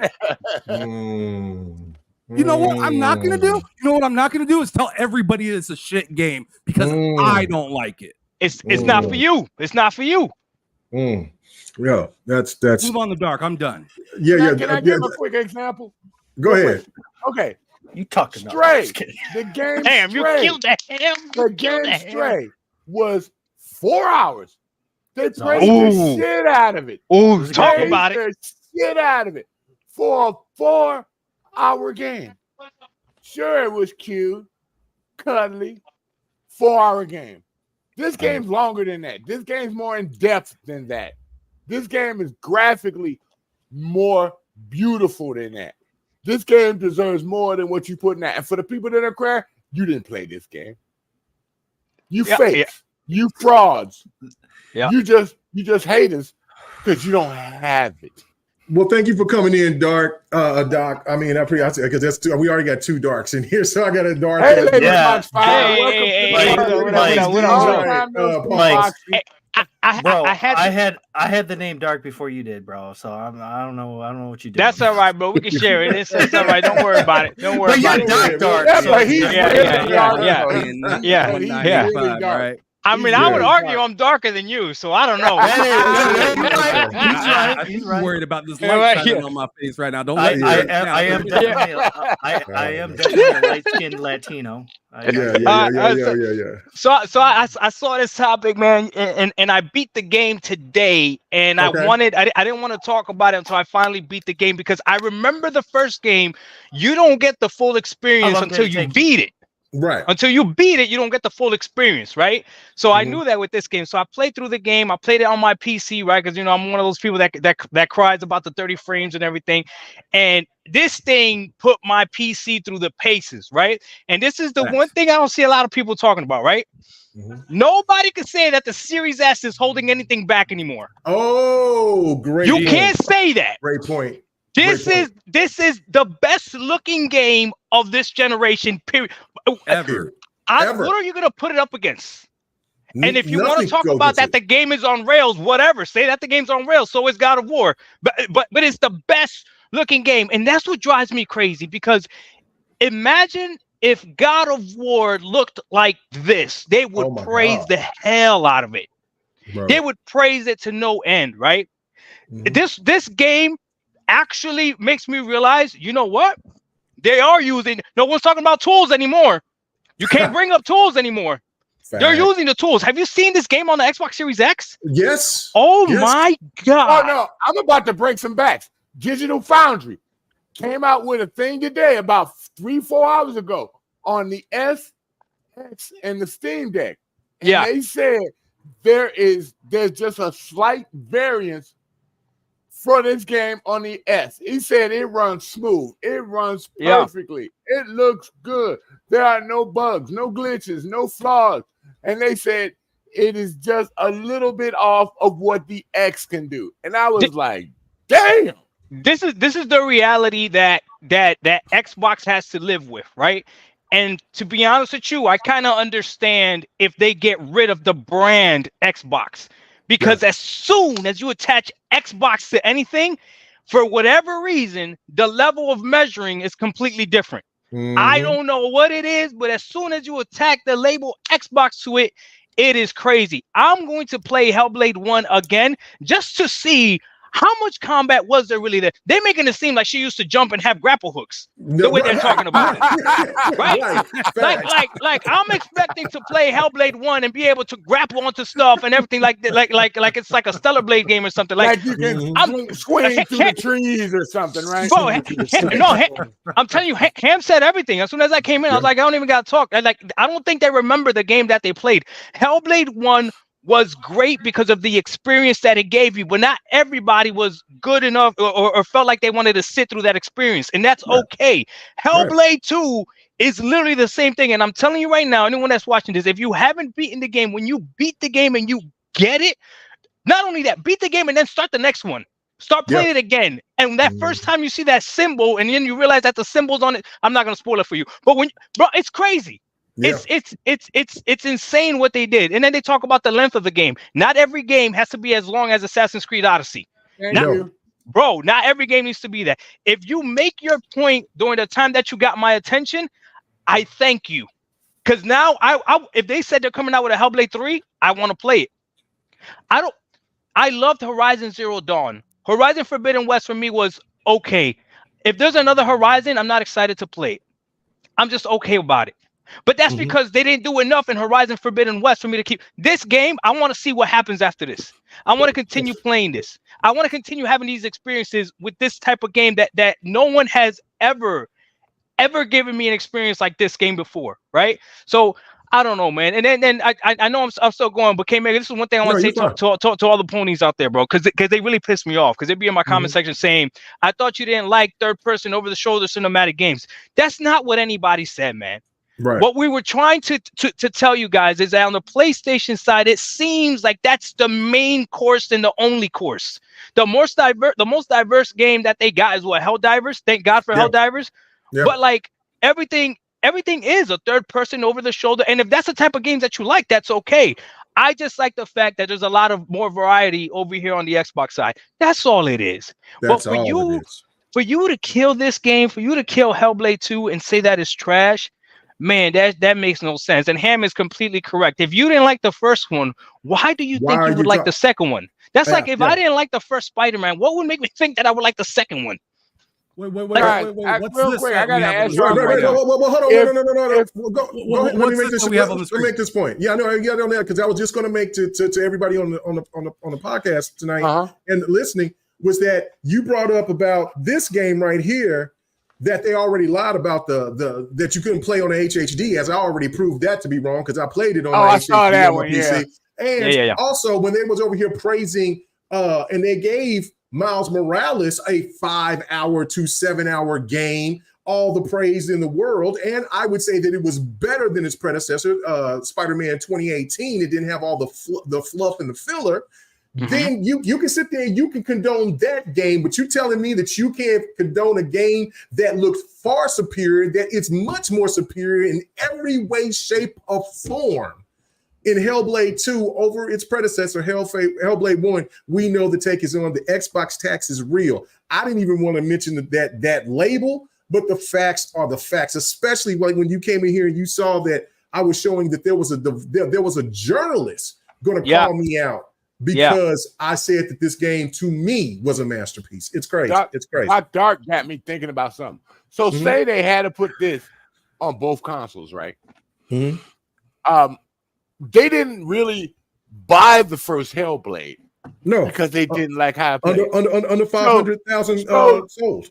Do you really think that they would have spent their money on this Hellblade? Seriously. PlayStation gamers have not been buying their games. Nope. They have not been buying their games at full bulk. I remember when 2 million sold was looked at as subpar and underneath them. Now it's looked at as, oh, they're okay because we still have 56 or 60 million consoles sold. It's okay now. It's bullshit. It's bullshit. But only 2% of your people bought the game with your 56-something million consoles. Come on now, let's be real. How you gonna make money that way? Hey, Kate, you mind if I go next?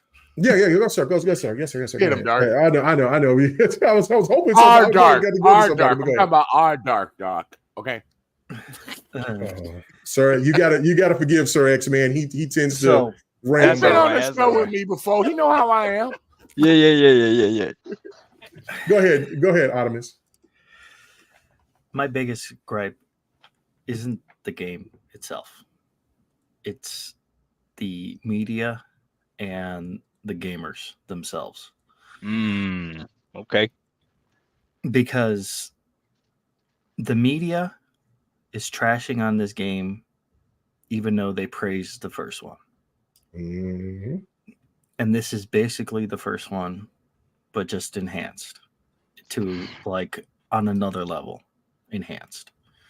So it doesn't make sense to me as to why they would have given this game. Because from what I'm seeing and from what I've been reading from you guys and from everybody that's been playing the game, this game looks to improve on a lot of stuff that the first game didn't have. Yeah. So who's wrong and who's right here? Because I'm seeing it. I know the people who I'm seeing playing this game, which is UK Mega and you Ham. You know, I see you guys mostly playing, putting up gameplay and stuff. I'm trying to stay away from gameplay because I want to play this game, but I was waiting for the weekend because I knew that I was going to get more time, and I really want to just dive into it. You know. Because like working during the week, man, it's hard to really just game and in general during the week. So it's usually easier for me to just play a pick up and play game. And the the thing about this is that the media is, and then the gamers too. Okay, on both sides, not just on the PlayStation side, but on the Xbox side. The PlayStation side, they're completely fucking nuts, and you guys know that because I'm a PlayStation gamer and I'm fucking nuts. So the on the Xbox side, my biggest gripe with that is the fact that a lot of the gamers who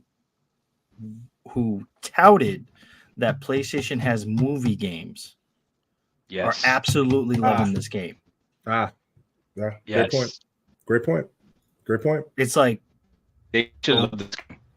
Hypocrites. It's hypocritical. It's just basically saying that you're throw the girl with the receipts. You got the receipts. Go ahead. We know it. You're the fanboy. You are the fanboy. You fan for Xbox, and that's all you're gonna ride with. Which is fine. I mean, just own it. At that point, just own it. But and the thing is that we lost him. I didn't even know this game got a 45. Like I thought it was. I thought I was still.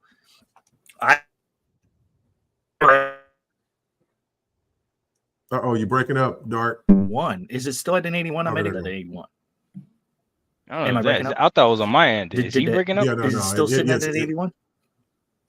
Yeah, it was at 81 to 84, something like that. Oh my God, you can. Yeah, like I'll go ahead now. Check. Hold on. Let me see right now. Go ahead, Dart. Ottomans. Go ahead. 84. Okay. Is it at 84 right now? Because last time I thought it was at 84. It raised up. It raised up. Okay. So the first one hit at an 8. Damn, they're trying to stop him. They're trying to stop him. They're trying to stop him. They're trying to stop the PlayStation dude. Trying to tell him. Damn, bro. Are they trying to stop me? Yeah, they're trying to stop me. Yeah, your Pony brothers said you need to stop betraying us. Get back. They're talking too much truth, brother. They try. You go ahead. Try to keep going and see if you can go ahead and say what you can. I told you this already. Fahim, cut that shit out, bro. Maybe if I turn off my camera, maybe that'll be. Okay. Nah, it might be Fahim, dude. Fahim fucking with you. Oh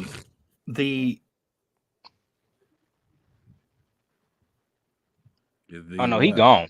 He out of here. He out of here. Yeah. Well, one thing about this one, he can easily jump back in, dude. Yeah. Just hop back in, reset, Optimus, and then let me go ahead and go to because we can't hear you, and then Viper, he let me add him back. How about now? Is it better now? Is it going through? We got you. Yeah, we can hear you. We can hear you. Yeah, we can hear you. So this game got an 85, right? Or not an 85, but a 45 from who? Who was it? GameSpot. GameSpot gave it a 45. Crazy. These motherfuckers also gave Hogwarts Legacy a 6. And basically put in politics about how it doesn't cater to the transgender fucking movement. Did they not play the game right when you play the game? Right when you get to Hogsmeade, there's a fucking transgender bartender. And she's badass. On top of that, she makes them turn exactly. Around. I'm like, yo, oh my God. Okay, go ahead, bro. These freaking people are a bunch of fucking losers, man. They just sit here and fucking twiddle their own fucking dicks. They fucking just sit there and fucking jerk each other off all fucking day on social media about the dumbest shit. And I'm just like, dude.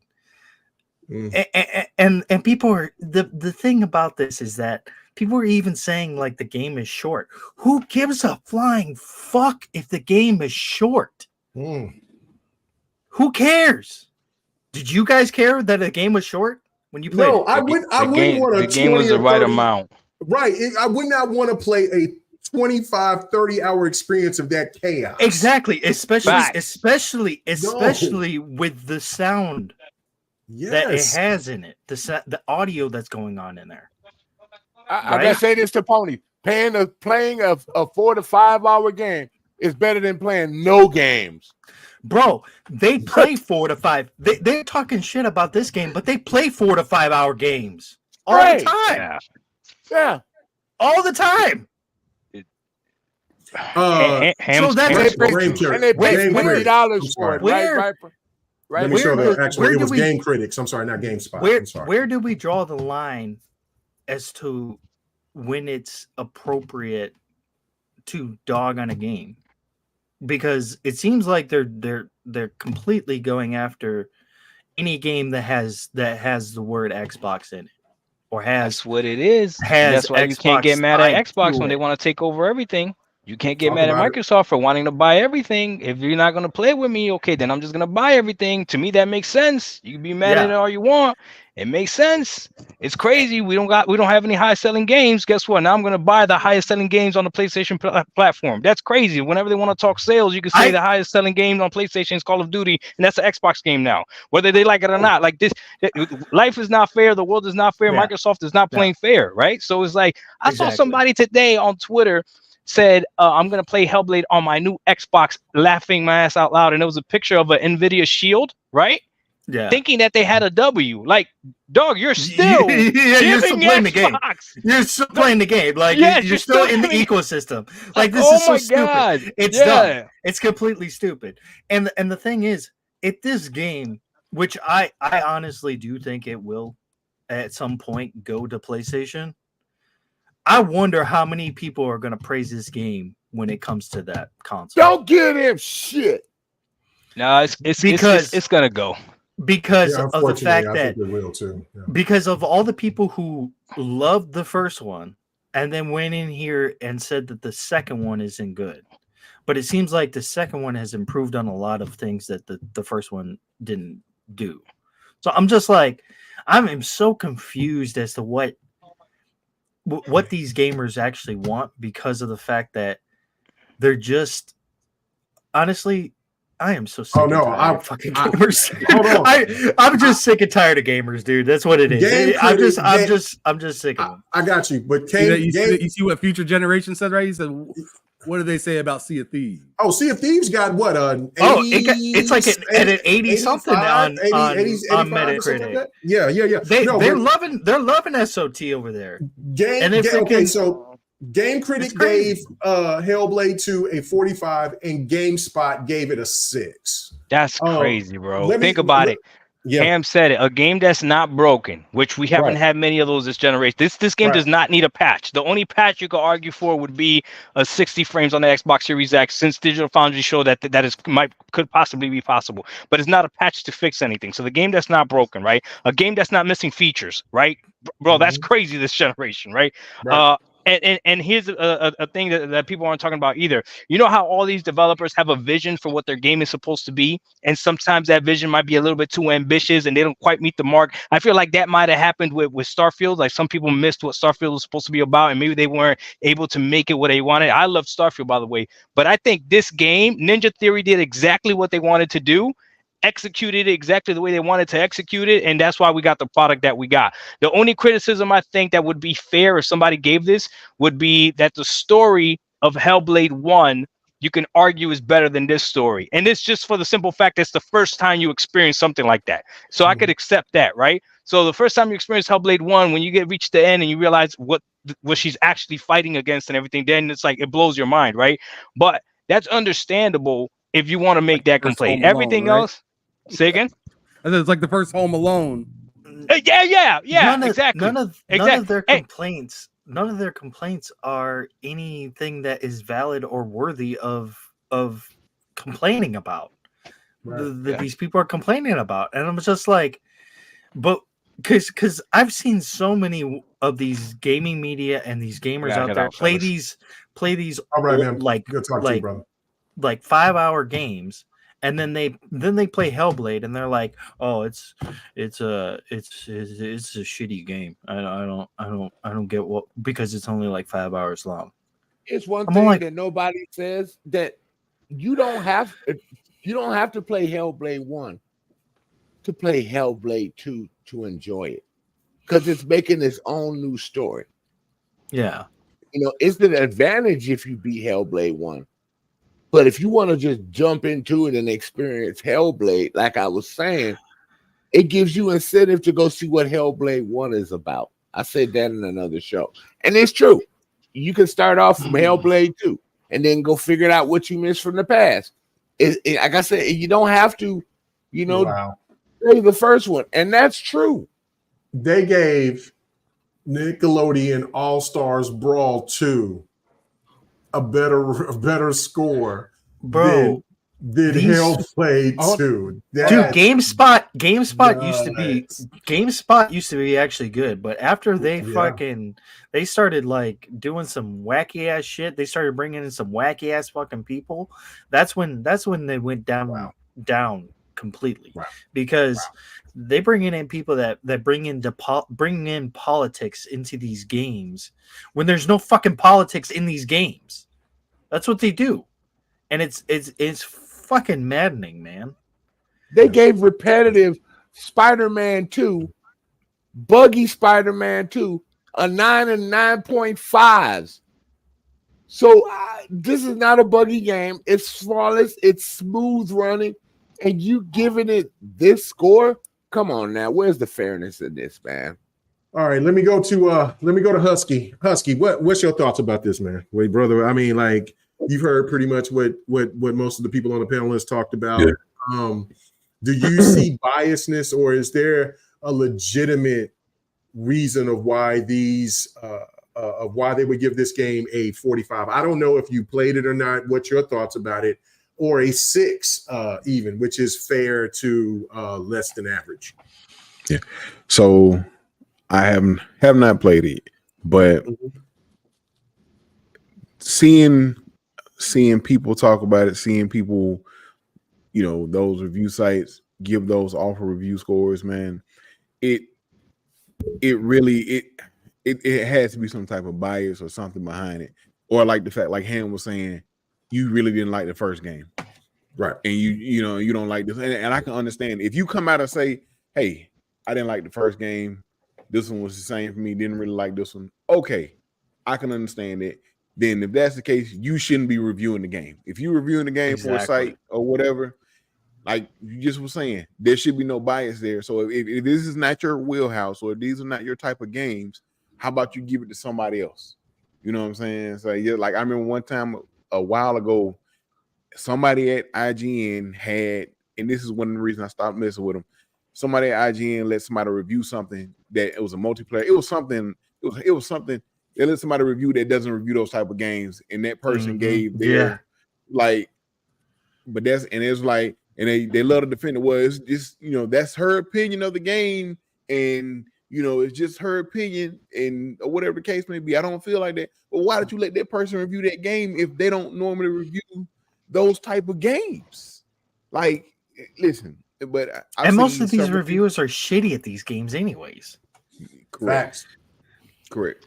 Facts. And, all right. Go ahead. I'm sorry. Go ahead. No, I was just, I finished up. I was just saying, like, I've seen people, like, even we mentioned Kind of Funny. I watched some of their, overheard some of their stuff because I didn't watch it because I hadn't played the game. But like, I think Blessing and Greg, I think it was Greg Miller. They they didn't like the game or whatever, and they were saying it. I know Blessing said that he didn't like it because of such and such, and somebody brought up the fact of how you love God of War, but you don't like this for whatever reason, the case, whatever. And another guy that I listen to from the he works with they have a podcast together from the Iron Lords. Mr. Matty Plays. He was saying he didn't like the game or whatever. Yeah, he dogged it out too. Yeah. And I'm like, how did you play? And I didn't play the first game. I've heard things about the first game, but from what I've heard consistently from people who like this game is that this is the first game, just better. They improved on the stuff, and added, the combat is there. Like, it's how you like the first game, but you don't like this game. Or how was the first game this, but some of the same things in this one or whatever, you don't like this one. So it's just really baffling. Like Ham said, either you did not like the first game, or you have a bias that the first game was on PlayStation and now this is on Xbox. Like, that's the only thing I can think of. That's what it is, man. That's exactly it. Okay, so I know that Viper, you pressed for time. Ain't nobody say this game. Man, don't give this bald-headed ass fool freaking time, man. Get out of here. Man, that man working, man. He just got finised wiping. Man, let that man go. I hope he That's true. He did have to wipe a lot of asses to get on here, so. Man, you know what I'm saying? It's doing the service for our country, man. Take care of our veterans. Go ahead, brother. The wiper. Yeah, man. Anyway, make sure you wipe your mouth before you start talking. Yeah, don't do that licking your lips and shit. No, not in the VA, brother. You don't catch some fungus. Go ahead, man. With his Puerto Rican ass. Anyway, I know. No, Brazilian. So, he ain't motherfucking Jamaican. So while I was listening to the Bumper show, knots. Shut up. It's I'm sorry. I said bumper knots because you not Jamaican, sucker. Anyway, I'm sorry. Go fam. Go ahead, fam. I'm sorry. While I was listening to the show, luckily I'm on my break for a little bit, but yeah, when Doc Dark came on, I was like, wait, no, time to interact. Didn't get a chance to interact, but that's all right. Sorry, but buddy. The fact is, we already know that this is the Xbox tax. We already know that the fact that game critics originally rated Hellblade 1, I think it was in the 70s or the 80s before for Hellblade 1 and Metacritic. Now they want to do a 45, which I think, first of all, it's the same person that's reviewing the game. So how is it that you rated it real high on the first game that was on PlayStation originally, and then the second game, because it's only on Xbox and PC, now you're giving it a lower score? That doesn't make any sense. And in addition to that, I've played the game. I played it on PC and I played it on Xbox. And I have not seen a difference between the graphical fidelity of either one. Granted, the Xbox is a little bit more fuzzy compared to the PC because obviously PC is going to be more powerful and it's going to be a lot sharper. But in terms of fidelity, it looks fantastic. In terms of the 60 frames on PC versus the 30 frames on Xbox, it really doesn't even make a difference. Like, this is coming from somebody who is a PC guy that loves 60 frames games. He's right. It does. The 30 frames on the Xbox really doesn't matter for a game like this. I'm playing it at 60 frames on the PC, and I still don't feel the difference because of the way that the game is so slow moving. You don't need 60 frames for this. At 30 frames is just fine. It makes a difference in the fighting, though, right, Viper? In the fighting. Not really, because no, it doesn't make a difference in the fighting. It does not, because I've played it on, like I said, I'm playing it on the PC now, and the same type of latency that's there on the PC compared to the Xbox, it's exactly the same. So there's no, really the 30 frames doesn't matter on this one. And K-Mega, now you can go ahead and clip that and give it to everybody and say the 30 frames. Come on, stop complaining about it. I try to tell y'all, man. I try to tell you when it's done right. I never complained about 30 frames. Yeah. Well, here's the thing. It has consistent frame pacing. That's the reason why. And the fact that they're using all of the tools, just like Doc Dark said, they're using all the tools. So there's no complaint. You got the mesh shading. You got the VRS. You've got everything Lumen, you've got Nanite, everything that Unreal Engine 5 can do. Plus, it's using all of the stuff from Velocity Architecture. So, yeah, it is, the tools are there, and now you have the showcase of the Xbox. And if anybody has a problem with it, it's only because they're really biased for Sony. Like I said in the chat earlier, the conglomerate of ponies is all in one pot, because that's what happened with the gaming media. They all banded together and say, hey, all us ponies, let's get together and let's make sure that we got all of gaming media in one spot. And that's what they got. They're going to be all for Sony, and all against Xbox.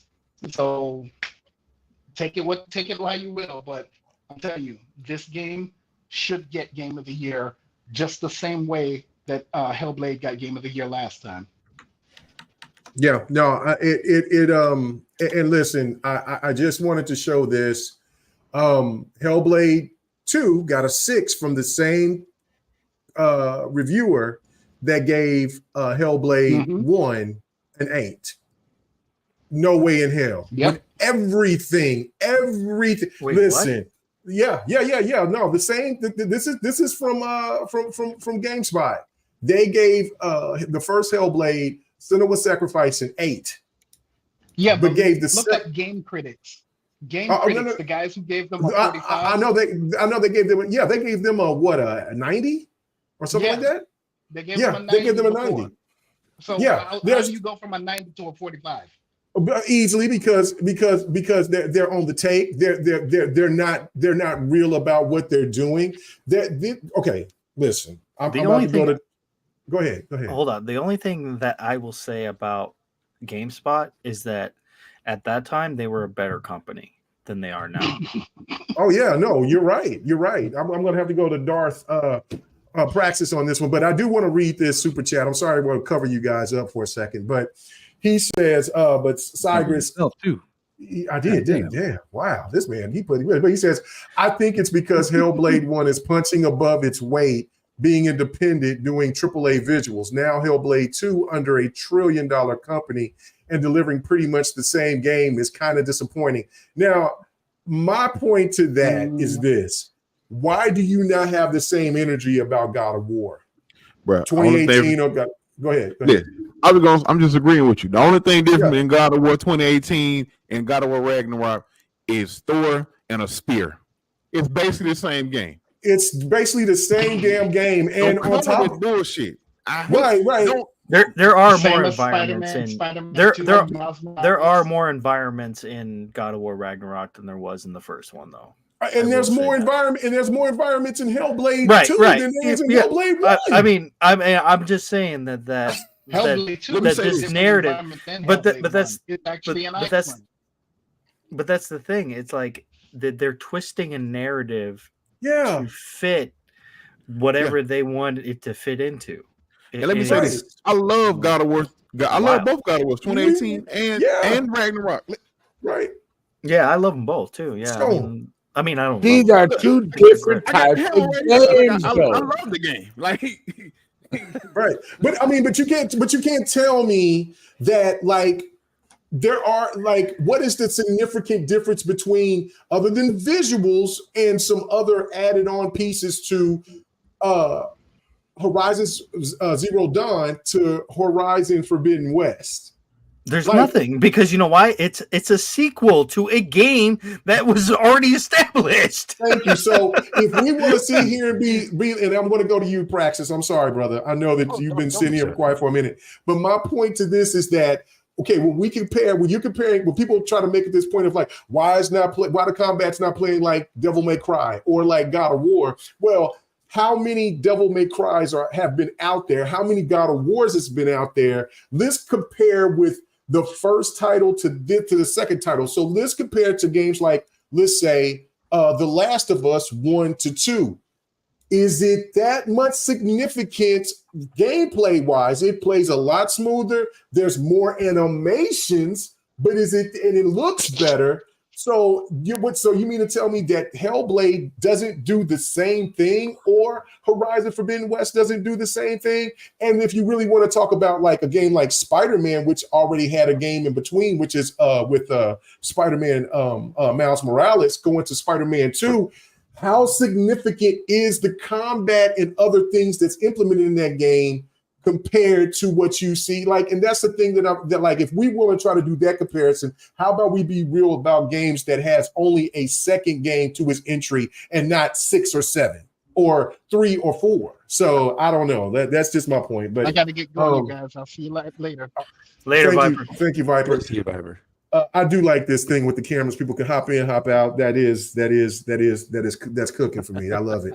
When I have to change goddamn Welcome cameras. to the future. After Game Darth, Mega. after Darth Praxis goes, I definitely want to say something real quick. Oh, Okay, absolutely. all right. That's yours. So Praxis, I know you've been sitting here patiently waiting. I really don't have much to say just because I haven't Okay. played the game. I haven't had Right. too much.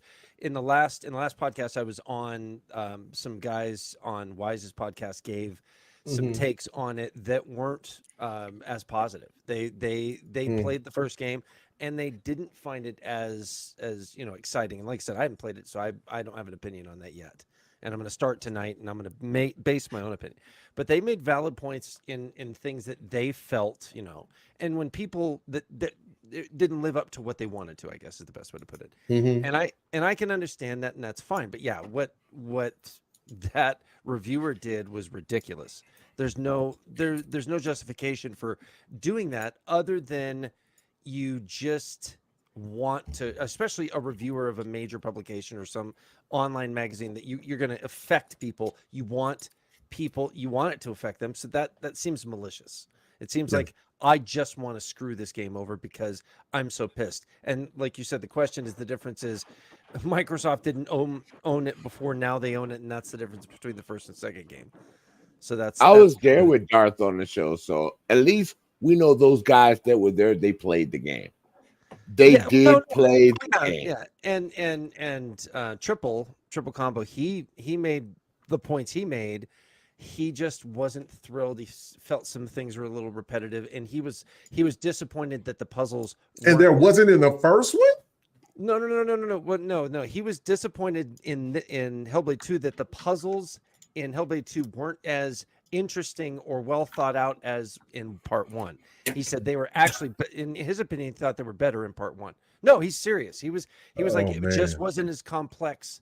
And he said it just felt a little like it didn't felt like it was quite enough. That's how he felt about it. He said he didn't feel they were hard enough. That's what he said. Yeah. And remember, this is somebody who's he's a Souls player. He loves Dark Souls games.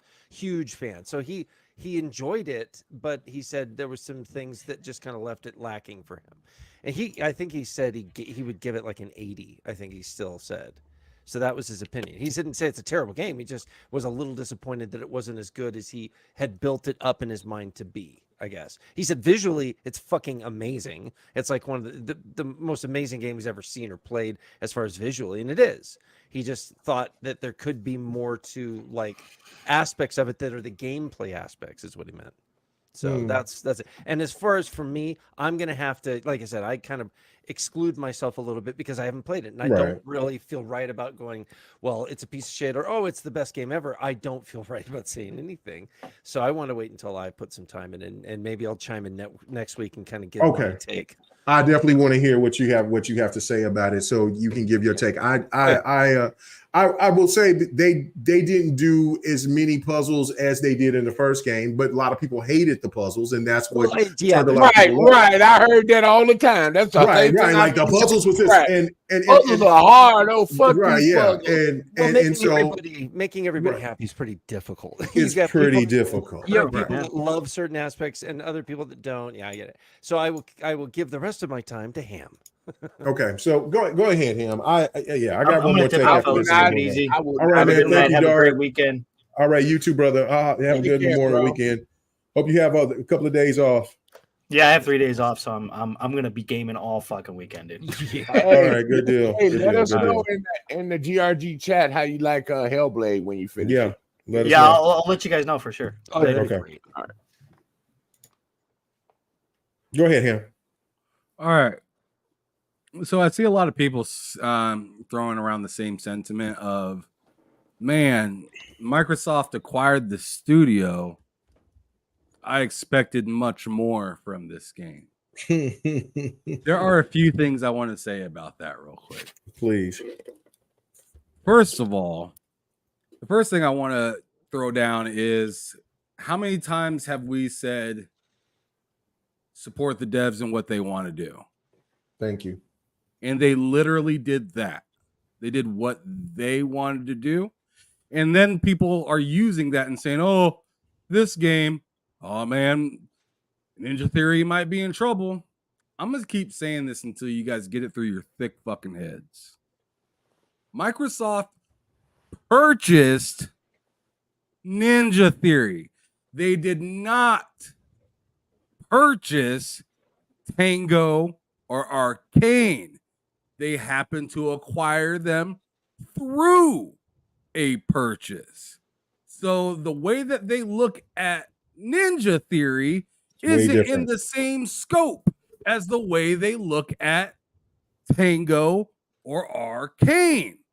I don't understand how some of the biggest people in media can't understand that basic thing. Yo, if I go to McDonald's and I get a Happy Meal for my daughter, should I be mad at her when she throws away the toy? That was part of the meal. Why didn't she keep the whole thing? Wouldn't that be the right thing to do? No. You got what you wanted out of it, and then you disposed of what you couldn't handle or didn't want to deal with anymore. It is what it is. It's cutthroat. It's business. And then a second thing that I wanted to throw on there is we all know Sonic the Hedgehog, right? Mm-hmm. What do you do? What did you do in Sonic for the most part? You went right. So simple. So basic. Yet so much fun. When they were like, you know what? Let's modernize Sonic. Oh, they hated it. What's happening now? People just don't. Sonic has Sonic has a skill tree now. Sonic has all the he can move in circles up and down and all around, but some reason it just don't hit right. Maybe it's because they are doing something they're not used to doing, so it doesn't quite work. How many times have we seen a game try to do that? Hello? Let me go on ahead and throw this one out there. Final fucking Fantasy. Oh my God. Talk about it. What happened when they decided to be like the West? Look at them game sales right now. Look at what Square Enix said. They need to change up their strategy with Final Fantasy because they tried something and went away with what they knew worked, and now they're in a fucking predicament. While Shin Megami Tensei decided to stay with the same direction that they had, just change the name to Persona, and they are kicking ass. People are like, why did the game take so long to come out? Let me give you a couple other details. Talk about it. You got you got new ways of getting mocap now. Better ability with sound, and you just worked on a fresh ass engine and delivered a product that nobody else has been able to do. And what I meant by that is a game without fucking bugs everywhere on Unreal Engine 5. Oh, hold on, Ham. Hold on. Before you finish, if anybody noticed while everybody was clowning me getting cooked, right?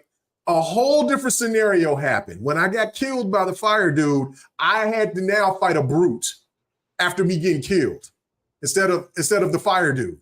I have to adapt even more for me fucking up and losing that battle to the fire dude. So now I got to fight a brute on top of whatever else I got to deal with. Go ahead. I'm sorry. I'm just saying. Yeah, it's not just the cookie cutter paste, man. I see Cygnus said the game sales of Final Fantasy ties into the player pool, they chose to be limited instead of being everywhere. I'm not Why post are that they bullshit. switching their strategy if it worked so well? You full of Why? shit. Why would you Why would you transform the wheel if it's rolling already? Mm-hmm. They're losing money, and they came out and told everybody, "Hey, $2 billion out the fucking window." That was last year. They fired top guy, replaced him, and he said, "What the fuck are y'all doing? Phil Spencer, get your ass over here." Mm-hmm.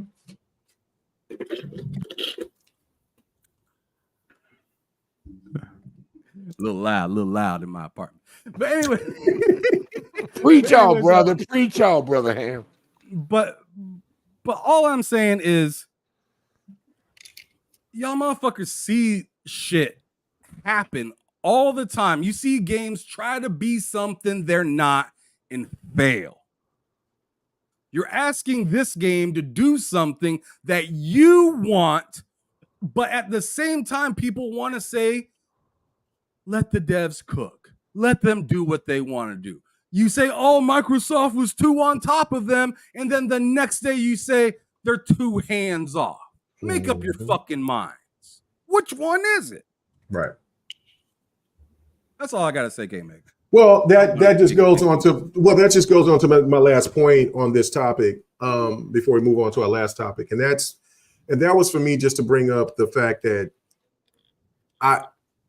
you made the perfect point about what the hell do gamers want? Like, they get out here on social media and they cried from 2016 all the way down to 2022 about creative freedom.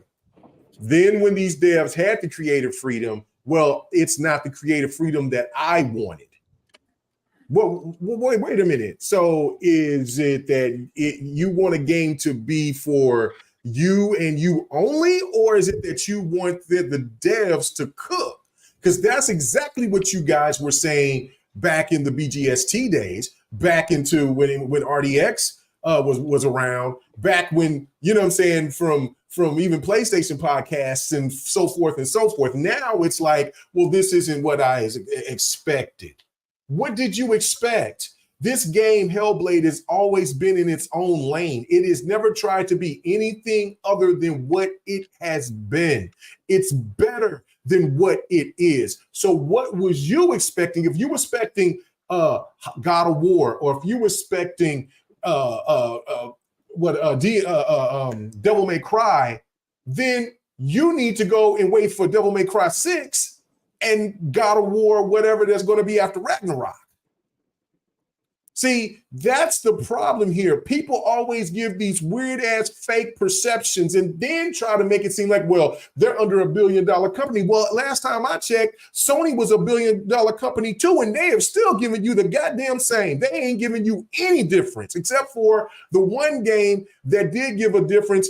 And then they tried to fuck over the whole community with Helldivers 2. And you know what? You got that difference. And the PlayStation community let that game down. It was the PC community that helped it. And hopefully that game will come to Xbox and we'll save it just like the PC community did. Hey, I just want to show this the Cygnus real quick because he keeps using the excuse of something else being the reason of the yeah. Can you not read the headline right there? Final Fantasy VII Rebirth slow sales could prompt a major shift. This is just one article. Right. Bloomberg, right here. Square Enix shares tumble by most in 13 years. Y'all failed them. I mean, this is coming off of. Go ahead, Ham. Bro, like I don't know what else to tell you. Like, I mean, it's right here. It is literally telling you what it is. Like, let me throw, like, Bloomberg, Final Fantasy VII Rebirth and Foam Stars fell short of expectations. New sales numbers. President says big title releases on PlayStation fell short. Listen, they look. What else Cygnus, do you you want me to say? sound like you work for IGN because that's the same excuse IGN was using about why the fact 50 million no matter what you say versus the PS4, it's still 50 million PS5s out there.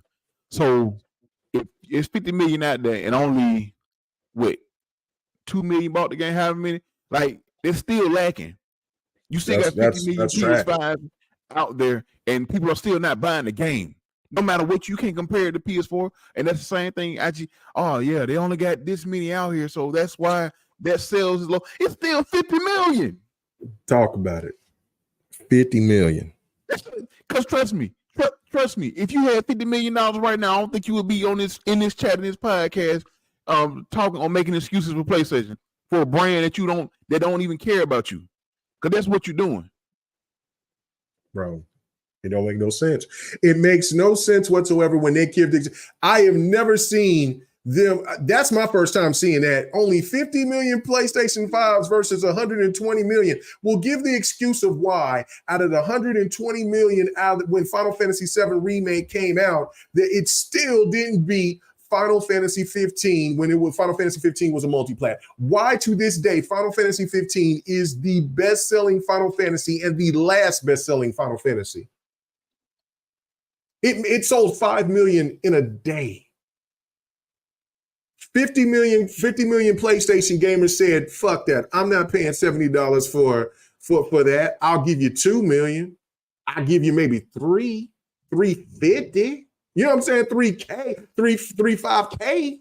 But I ain't giving you no more. That's a problem. And that's why Xbox is going to get these Final Fantasy games and then they're going to go off. They're going to be the thought. So it is what it is. Now, if you want to come out and say, well, Xbox gamers are going to support Hellblade 2, well, that's yet to be determined. We'll see. Yeah, we'll see. We're multiplayer.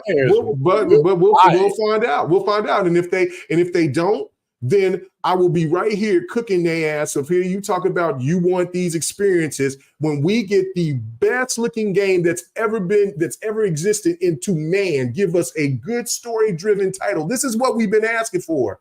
But if you're asking for something that's on PlayStation, then you should be like the rest of these certain people out here and just go over there and just be on PlayStation and enjoy that goodness. I want variety. I want variety. I do not want Xbox to be a just this and that type of console. The 360 is what is the Xbox One. The 360, it never gave it. The Xbox One was very stagnant, and it paid the price for it. The Xbox from here on out should never, after all these acquisitions, should never be a one-trick pony. It should not. And if it does, then that's the day that I will definitely say, look, Xbox, you can't be my main no more because you listen to the people that don't give a shit about you because all they did in the first place was play to engagement and not as a fan to the Xbox. They told you that they were Xbox fans, but they were only fair weather fans.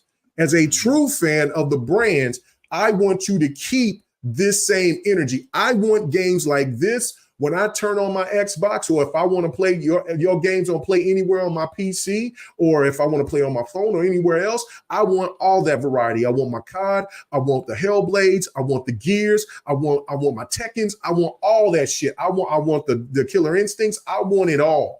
I don't want you to just give me one certain type of game, because the one thing that dude on Gaming Daily said to Greg Miller was that, hey, if this is what you guys want, Xbox will be glad to give it to you. If all you want is the Fortnites and Call of Duties, they will be glad to give that to you.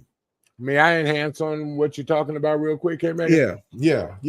Well, I want to make this one point and then we got to move on to the last topic. Oh, yeah, it's cool. It's part of this. I talked about it last week a little bit. And everybody mess with me. But if this bothers you, this game and these graphics don't impress you, then you are going to be scared shitless when Gears 6 comes out. Yeah, Gears for is going Xbox with Gears all is this. going to be ridiculous. Because all these games that Microsoft is doing with Unreal Engine 5 are a prelude to the mighty Gears of War 6. And you're gonna rip on that and bitch on that and still say, Sony, why can't we get a game that looked this good? So right now, this is the test bed for the mechanics. And I can appreciate that. They did a good job. But they know with this engine, they can go further. So when Gear 6 come out, I can't wait to see the smoke. Please put that on our console. Please put this on our console. We'll give you a 10. Nah. Ain't gonna happen. So keep on talking this negative shit you talking, because y'all talking out your ass. Y'all don't even know what you're talking about, and you're not true gamers. I'm done. All right. So one point, and then let me show this right fast, and then move on. And then since Yobi was because I was about to do that anyway, and then I kind of got into my feelings. Let's go. All right, here we go. Our brother Black Viking, Oklahoma's own, you know what I'm saying, another Oklahoma brother. He brought up something that I think that is genius, and it was talking about like, because of all of this whole controversy with Hellblade, I mean, if you like it, you like it. If you don't, you don't. That's the opinion of the gamer or whatever. But with these journalists out here that comes out here and make these reviews, or just people that makes reviews and has a strong standing, it doesn't make sense that a game could be that divisive where a game is let's just say 100, and then you got another reviewer that gives it a 45. There is no game that's that divisive. It's just not.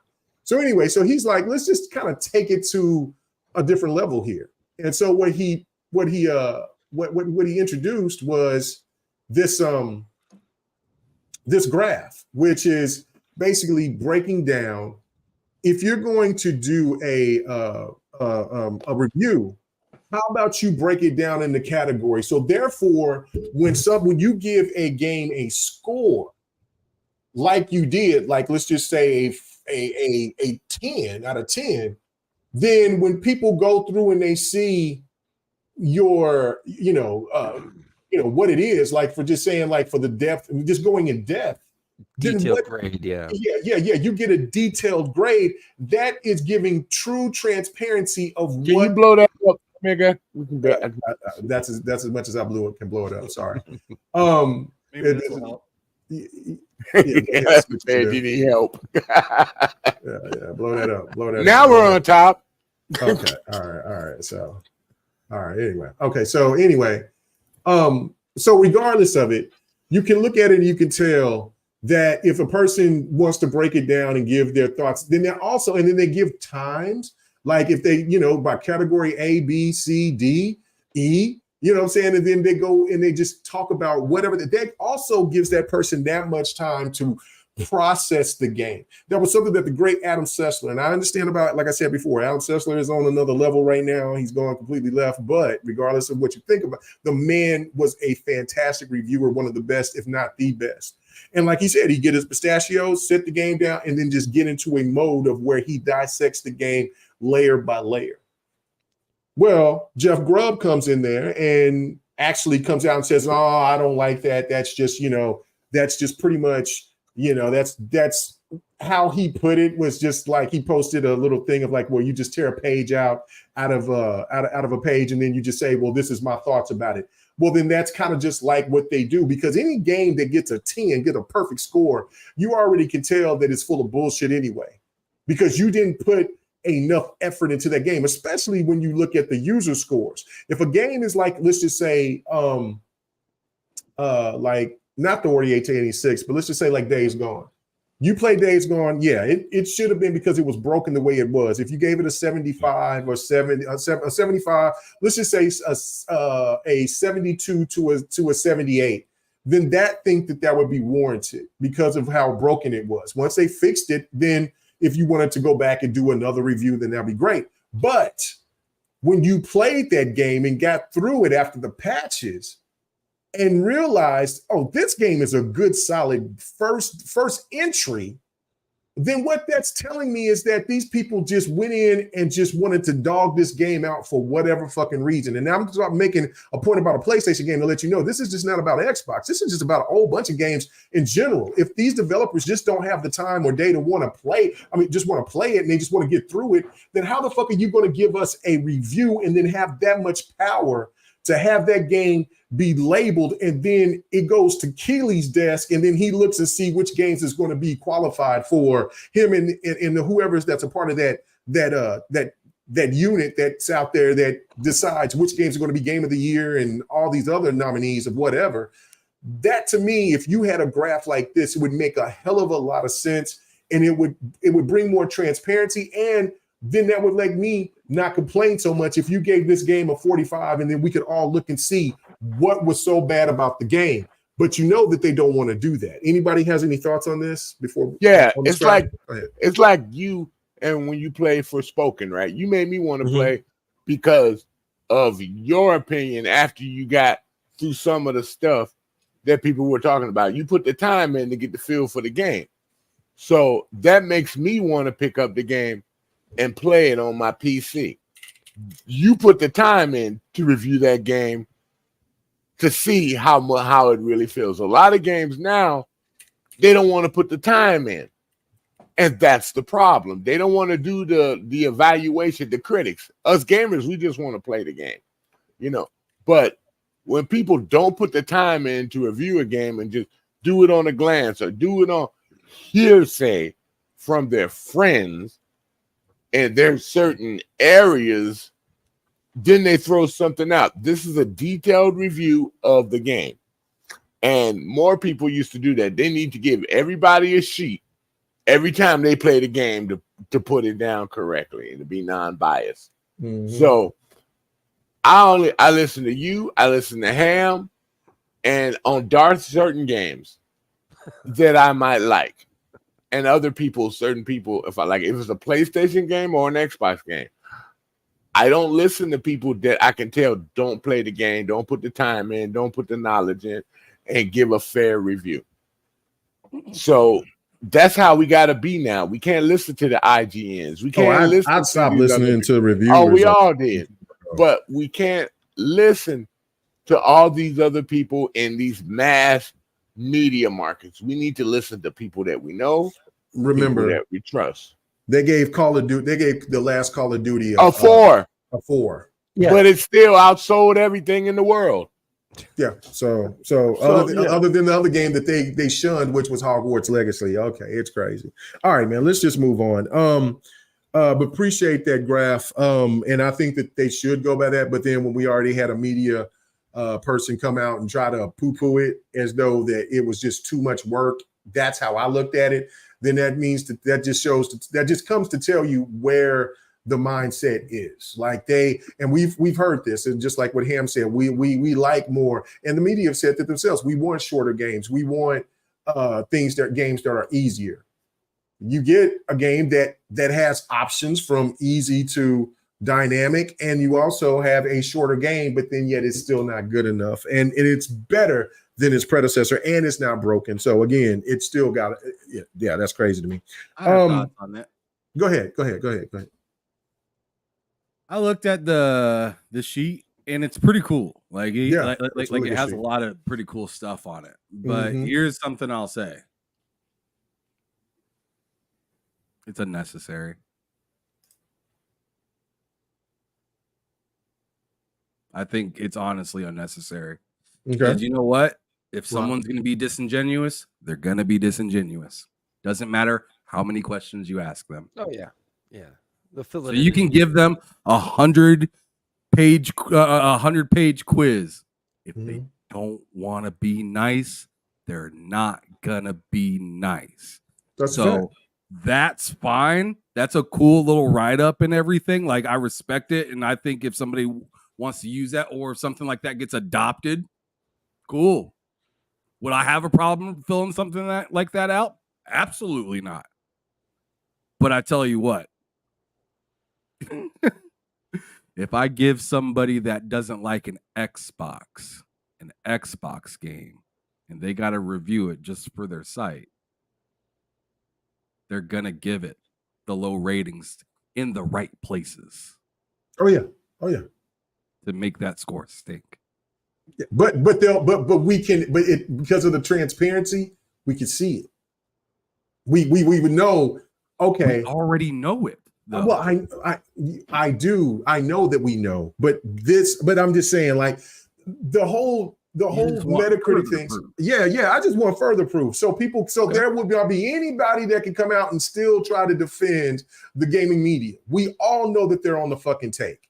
There is very few of them that just do legitimate reviews. The reality of it is that there is not an Xbox. There is not a million Xbox channel. There's not a Xbox channel YouTuber that has 1 million subs. There is not one. There is not one. It is a PlayStation driven situation. You know what I'm trying to say. I'm Johnny. I'm over. Yeah, Mark. I'm just saying I don't. It's a PlayStation driven market. I'm just saying I don't need to take a test what it is. to know that most people I can't trust. I don't need to take a test. I got it. I'm just saying this is just the reality of it. No, you're 100% right. I'm just saying, like, this just brings more transparency. I think that the graph is fantastic. It would just hold these people accountable for, okay, you gave this game, instead of just throwing a fucking number, just saying 45 and then just giving a less than a paragraph of saying this game was abysmal. It's garbage. One thing I just historically don't like is when there are further rules being made because people just don't know how to act. I don't like that. Yeah. My thing is y'all people should just kind of look in the mirror for a little bit and get your shit together. Get your poop in a group. However you want to say it. However you want to say it to yourself, and in whatever language you want to say it to yourself, just stop. Like what Michael Jordan said, stop. Get some help. Yeah. Like if you need some help, yo, I've seen a therapist before. Some of y'all motherfuckers need a therapist. Yeah, no shit. I have no problem saying that, hey, I've had some down times in my life where I needed somebody to talk to outside of my fam. I think some of y'all motherfuckers out here that are doing weird, malicious things for a wide audience need to get some fucking help. I don't think you understand the gravity of the situation. So, I mean, that's all I got to say, K-Man. Yeah, we can only beat on a dead horse for so long, but I mean, the reality is there. Being fair and unbiased requires integrity. You have to have that, and there you go. The media doesn't have integrity. No. There's that was left behind a long time ago, and the problem with the gaming media is they're reflecting the current mainstream media, and they've become to inundate that thought process into their lexicon, into what they do and what they produce. So they've let that lack of integrity infuse and change everything about the way that they present things, and that's the biggest problem. So the lack of integrity in the entire industry has created the problem we're seeing. And so what the remedy has been is basically us or those on YouTube or alternate channels to be able to tell people what they feel. And when you see the aggregate sites, like you said, like Metacritic, I mean, I don't even look at the aggregate sites. I see some of the people that I trust. It's just like you guys. I see some of the people I trust or listen to. There's people I know that are like similar games to mine that I like, and I kind of check out what they say, and I take that, and then I play the game, and I try it for myself, and I decide for myself that way. And that's how I don't basically base anything off of a score anymore. I've lost trust a long time ago. And when that integrity dropped, that's, I just gave up. I just well, forget it. And what IGN is doing now, like we brought back a little while ago, is just them trying to catch up to what they've lost. And I think it's too little, too late. If they don't alter their integrity, if they don't have integrity, it doesn't matter what they do. So. No, you're 100% right. That's what it all boils down to, is the integrity. It used to be where when somebody gave a review, it was up to the gamer to make that determination if it was a game that it was up for them. We don't get that anymore. It's about, there's very few. I know that there's some content creators out there that does reviews in that format, but when it comes to the media, no, they play on telling, they play on the algorithm and on the engagement factor to let people know that if a game, stop shaking your head. That's okay. That's okay. I showed my gameplay. I show if I win, lose, or draw, baby. If I get I got cooked. The fire motherfuckers was a problem. I saw me get cooked again. I said, God damn it, that boy, look at it. Him and Husky's like, that boy get cooked. Boy, Husky, wait till you fight that fire motherfucker. He is a pro. Hey, and I didn't even show the other shit. You wait till you get in that cave. That shit in the cave, them motherfuckers in the cave. Bro. Oh, stop it, Darth. Stop it, you bastards. Anyway, let's go to the last. No. Hey, like I said, don't you worry. Y'all can talk shit to me all you want to. I just wanted to show, like, people was like, oh, it's just press. Hey, no. The motherfuckers is, man, you got to make some moves, Jack. Oh shit. All right, so let's get to it.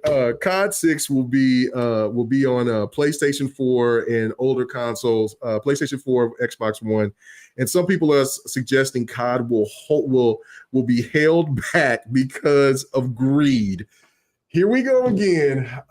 Your thoughts. Let me go back to you, Praxis. Does this make any sense to you? Does this seem like greed to you, or is it just one of those things of where, it's COD and they want to reach out to the majority of people in the game? So let's go. I don't know. What you laughing at? What you laughing at? Because they said COD's gonna be greedy. Are you fucking kidding me? Bro, that's what they were saying. When I was reading this in a blog, right? I was like, they're so greedy. Why they just can't make it next gen and keep it? So I just think. Okay. Anyway, I don't know. I just think it's nuts. How do you call something greedier when it's already greedy? Anyway, Darth, your thoughts about that, man? This old greedy old COD over here forgetting, holding next gen back because they're putting them on older consoles. I think they're just trying to get it on the Switch. That's all that matters.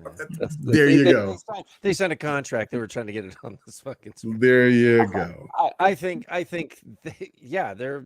want to make money. There's a shit ton of install user base still out there with PS4s, and they're trying to get into the market. They're trying to sell the game.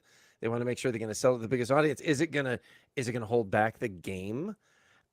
I don't even know what engine it's basing it off, and it all kind of bases off of that, because if it's using a scalable engine, then who cares? I mean, if they can just turn effects off and turn it down and get it to play, but they were able to do that with a whole bunch of different games where you play it on the Xbox One and Series X, and it didn't hold the Series X back at all. When I played it, I was like, okay. But when I talked to the people that were playing like Xbox One, they were like, oh my God, this plays terribly. I'm like, well, you should probably get a Series X. And I don't know, man. I think it's they got to have news. They got to have something to say. And they're just it's greedy because Microsoft owns them. Now they're all of a sudden greedy. So yeah. It's pretty crazy. Let's go to what SMW Freak. You know what I'm saying? Like what he or she said. They said, listen, let they freaky flag fly. You know what I'm saying? I feel the freak. You know what I'm saying? I don't know what freak they are, but you know what I'm saying? There's all different levels of freak. So my freak level is probably about a 4. I'm old now, you know what I'm saying? But I don't know what their freak level is. I just finished playing Hellblade 2, and I'm gonna say, I feel they could have done more for the game, but the graphics alone for me and the combat made up for it. I played the first game, and I don't mind much. And they said that it still has a little bit of the same formula. The ending was nice as hell, but I wish she did go through with And so I feel you on that. That fucking ending though. Oh my goodness. Anyway, Sir X-Man, Yes. I'm not gonna. You don't have a freaky level. Your freak level is probably -5. You know what I'm saying? So anyway, whatever. I just want to answer SMW freak. Yeah, go ahead. He said if Black Ops 6 only gets 1 year of development on the game, then I feel like it's gonna rush out like Modern Warfare 3. And oh no, They've been making it for 4 years. For like 4 years. A totally different team. Yeah. So they have not been like it's not like I understand like how all the teams can kind of work together at the end of a game to kind of help get it out, but like these teams are still separate teams. That's why Treyarch is Treyarch and Infinity Ward is Infinity Ward, because Modern Warfare is what Infinity Ward has been working on for however long, and then Black Ops 6 is whatever Treyarch has been working on for however long. So it's not 1 year of work. Because if they've always if they don't have a story, I believe you on the 1 year. If they don't have a story, I agree with you, Ted. Yeah, so Activision has been alternating developers forever since Call of Duty. So it's always one person 1 year and one group the next year. It's always been like that. That's why they got them like that, is so they could like be like wham, bam, bam, bam, over and over and over with three main developers on top of it. So, all right, you ready? Yeah, I'm ready. What do you think, man? The old greedy cod, you know what I'm saying? Just want to. That's what I mean. I'm greedy. telling you, they got three main developers on the greedy IP. Oh, greedy been greedy. Stop. You people, they didn't say nothing when they got a cod every year. How do you think they did it? You think they made it 1 year all the time? Greediest motherfuckers in gaming. I hope they make it next gen only. I hope they didn't say it's not. They didn't say whether it was going to be next gen yet or not. Yeah, they did. I mean, they didn't say if it was. They confirmed it was coming on PlayStation 4 and Xbox One. Oh, God. That's confirmed. Damn it. Yeah. See, I wish they would make it next gen. Too much only. money to be made. No. I know that. So they could put the knife in the coffin. Because here's the thing. You're going to have more people from the PS, especially when you hear it's going into Game Pass, on the PS4 Pro, when they find out that it's only going to be in Game Pass and you'll get it day one and you get a 1 to 2, 3 month preview of Game Pass with it, and you'll be able to play it on the S, which is the lower price option to get in, so you can still keep your PS4, and it's going to be cross-play, so you can still play with your friends on the PlayStation. AK Meg, I just wanted to say real quick, I feel like that parody clause might backfire. It might. If they come out with the Pro, then who's to say that like Microsoft's like, I ain't gonna upgrade my shit for you? Right. So people go out, Call of Duty comes out, Microsoft offers the Series S for like $200, including Game Pass, and you can play COD right then and there instead of buying a PS4 Pro or buying a new PlayStation, PS5 Pro, or buying a new PlayStation. You know, when you're still in PS4 ecosystem, will it be a next gen only? What do you think that's going to happen to the Sony landscape for the people that still play Call of Duty on PS4? Where do you think they're probably going to go? And it's cross play. Where do you think they're going to go? A lot of them will probably upgrade to PS5, but in this budget situation and this economy right now, where do you think they're going to go? Sony's either going to have to drop the price of their PS5 to compete, and then you go over there and play $70-something, including tax, or the $100 version of Call of Duty, whatever. And with Game Pass, you'll get the $100 version. That's automatic, you know. But where do you think these people going to go when Microsoft start advertising that? I think that they'll stay. PlayStation fans will stay with PlayStation because they don't want to deal with anything. Most of if you think about it, most of your casuals are still just on PS4. The hardcore is buying PS5.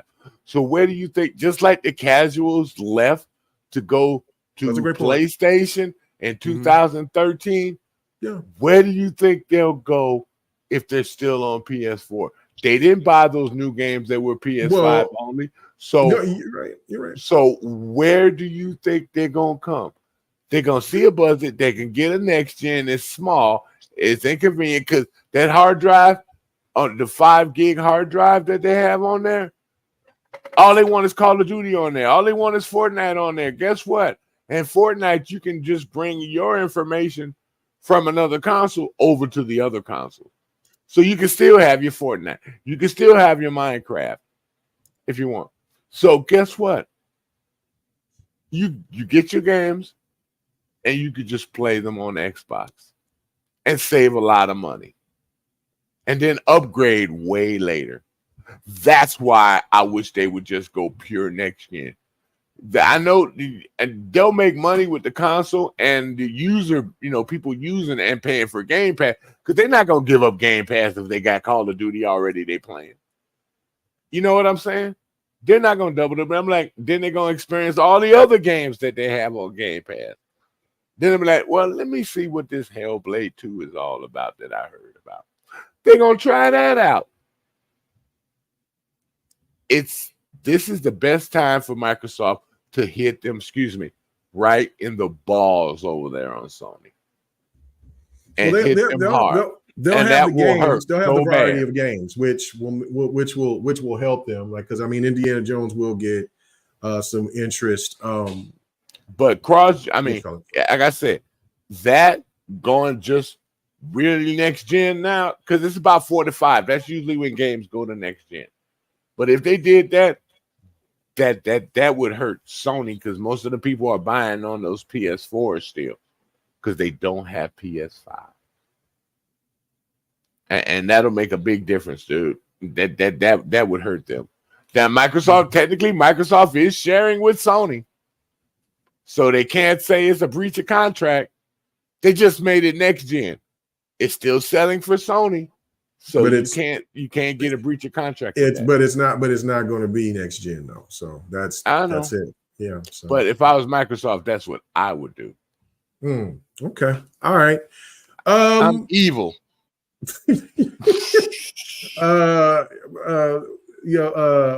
Cozy said that oh God, not again, Cozy. Cozy said casuals aren't coming to Xbox ever. That's a lie, because casuals were on the Xbox 360. You know what I'm saying? That the casuals have no loyalty. So if Xbox is get a better value, if they advertise the Series S. Yeah, if they advertise the Series S or any X, loyalty. Yeah, they don't care. That's what I was saying. They don't care. Comes out and it's super duper hot. People are gonna fucking throw their Sonys and get LG. Like it happens every single time. Like when the new hot iPhone comes out or the new hot Samsung comes out, people get rid of their fucking Motorola. Right. Like that's what people do. Like people will go to the new hot thing when it happens, or else like people would like, in my opinion, people would be still on like DVDs and stuff like that. If DVDs and purchasing movies and stuff like that, if it was really like that. But to me, in my quite honest opinion, I just don't think Xbox is very appealing to a modern audience quite yet. To us enthusiasts right now, like we see the value in it, but until they get like Call of Duty in it regularly and have people seeing that, I can just get this, like today I literally watched somebody when I went into Game Pass today, because I picked up I picked up this, The Order 1886. That's old PlayStation 4 greatness right there. That game is dope as hell. I've never played this game before, so I picked the controls will piss you off though. But probably. Yeah, dope. But I picked that up today at GameStop, and the first thing somebody walked in asking was, what's a cheap system I can get, and how can I get Call of Duty? Yep. All I did was turn around and tell them, hey, it's going to be on this service, and all you need is a Series S to do that if you want to be in this generation. He bought it right then and there. Thank you, Ham. Right then and there. Yep. Just because it was simple, as easy as for his son. That's like 10 or not 10, but like 12 or 13 years old. And he just wanted to get him something cheap, easy. And I told, and he was like, well, what are some other cool games that are out there? Because he's looking to just buy him Call of Duty, right? Mm-hmm. And I was like, you could either just buy him Call of Duty on the Series S and he can own it, or, but what I told him to do is I told him to go on ahead and buy the most recent Call of Duty, but to go on ahead and get Game Pass soon afterwards, because all the Call of Duties are going to be coming there. Yep. Here soon. I don't know if he's going to get Game Pass or not. I know he's going to get Call of Duty right for his son. I know he's going to get Fortnite and whatnot for his son. Mm-hmm. But I mean, that's an interesting thing to think about. Is I told somebody, hey, this is going to be on a subscription service, and they're just like, okay. Sure. And picture this, right? You just made me think about something. Think about this, right? Say I'm going back to the next gen only thing, but just think about this. You make it next gen only, and then they tell you that, well, where can I get, I want to get the new Call of Duty. I'm ready to get a next gen console. Which one has it? Do you think that GameStop or wherever is going to say, well, you can just buy a PS5 and you can get over there, and then somebody like you comes and whisper in there, well, you can get an S right here, and the new Call of Duty comes with Game Pass for Xbox. How much is that? Well, they can't say that. They can't say that now because it's not advertised yet.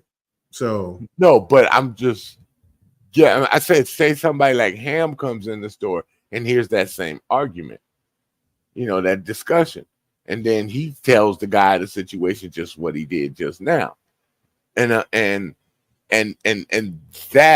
can, I'm just letting it go, let it alone. But see, again, you're saying all this, but you're not breaking it down to what the actual issue is. It shouldn't have to be Ham Solo or. I'm just giving an example, not Ham Solo. Listen, Sir X-Man, please. You, me, Darth, Husky, Ham, or anybody in this chat should not be the ones to give that type of information to those casuals. It has to be Microsoft. From Microsoft, right? That's what I'm saying. True. Like, they're the ones. Listen, there's homeboys that own Xbox that didn't even know about Game Pass to that level, because the only thing that they seen on their version of Xbox was games they didn't give a shit about. See, that's the thing that I have been stressing that Xbox needs to do. They've listened to too many of these yahoos out here that swear that they're Xbox fans, and they keep on doing the shit that they say, instead of doing what the actual people that I know that's on the streets that are that who they really want to boost up sales and to boost up not only console sales but the Game Pass sales are the casual market, because they have no fucking loyalty. They will rather have. They don't, like Cozy over here trying to bring up some crazy shit. Well, they won't switch between Android and iPhone. You're talking about cell phones. That's a totally different thing. That's a wholly different goddamn situation. And it's an ecosystem that's looking to be tackled as well. Right. Keep in mind. Go ahead. But one thing I just wanted to say real quick, because was it Spectre Rex? I think what Spectre was saying. That? Yeah. One said it's a mindset that has been established over time. That doesn't like you don't understand how little that matters. That does, right? It doesn't matter. Value reads all of the mindset. K Megan, there is a reason that in certain countries in the world, if you think a certain way, They want you out of there because you could flip somebody else that flips an entire neighborhood, that flips a fucking city. Yep. Yeah. So that's why America, the land of the free, is the freedom of option. That's why it's so volatile for companies here. Because at any second you slip, somebody will take your chips. Yeah. Best believe America is literally a living living proof of if we catch you slipping, it's over. It's ours. Right. Case in point, right here. All you got to do is look to take some these two games. NBA 2K against NBA Live. There was at a time a mindset that NBA Live was the more superior, better basketball game. As much as me and others was talking about NBA 2K I used to love NBA on the Dreamcast and things of that nature, they were playing live on PlayStation and elsewhere and on Nintendo, right? All of a sudden, when 2K got on those platforms, what did those casuals do? And then look what happened with Madden and NFL 2K football. You know what I'm saying? When they said, "Oh, we gonna catch you slipping, Madden," because Madden, you had really great Maddens, and all of a sudden now you're getting lazy.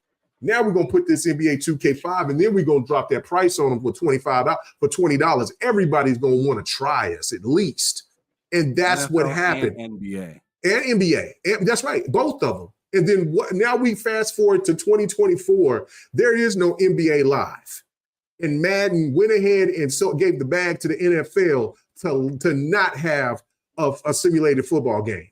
Yeah, they did that 2 years ago. Renewed it. I remember that shit. No. They renewed it. Yeah, 2 years ago. So the fact of it is that we can't sit here and talk about like EA was the first Xbox, is what you're saying. Yeah, exactly. To buy their way into you not being able to have that option anymore.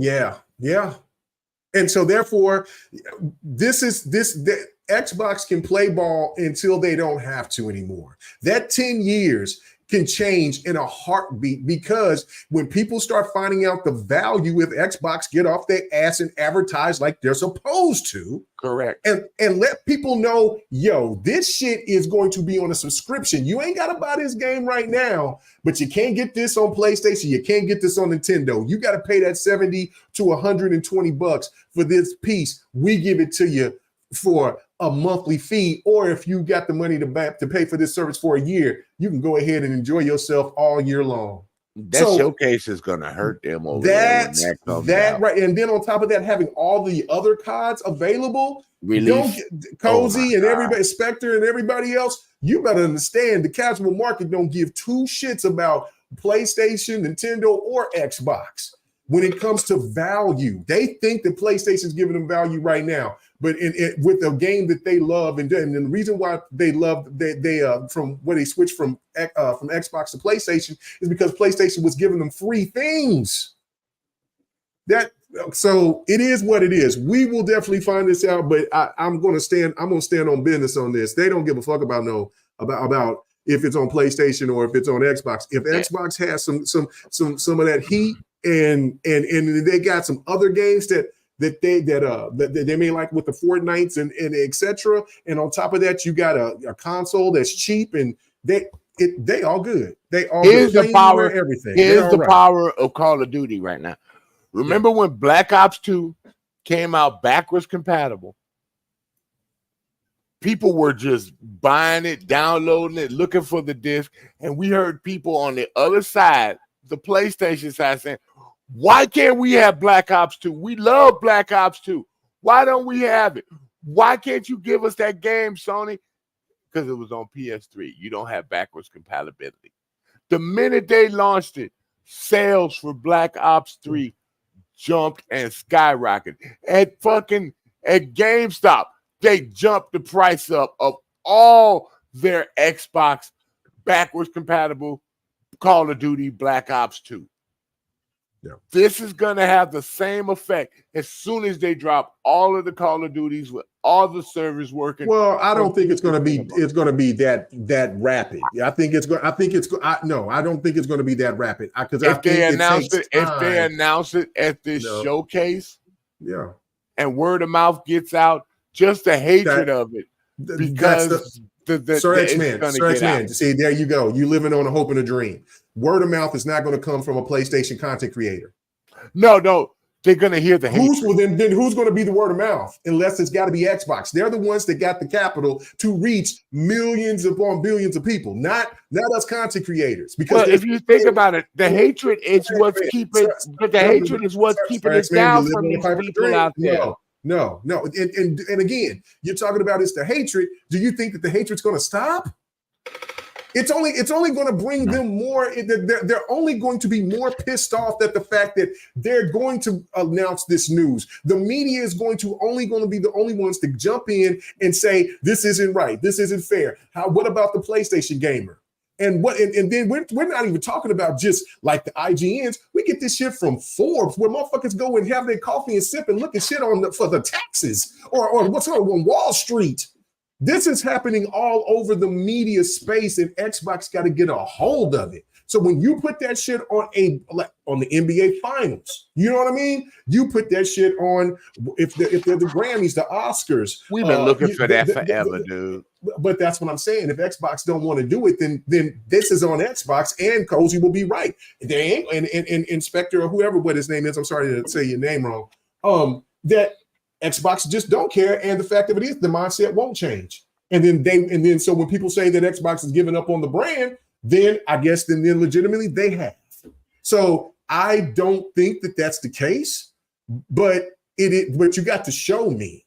And it comes with real advertising, not this cutesy bullshit by having somebody that don't talk, throwing his hands out, showing that has maybe 1 million followers on fucking Twitch. It doesn't matter.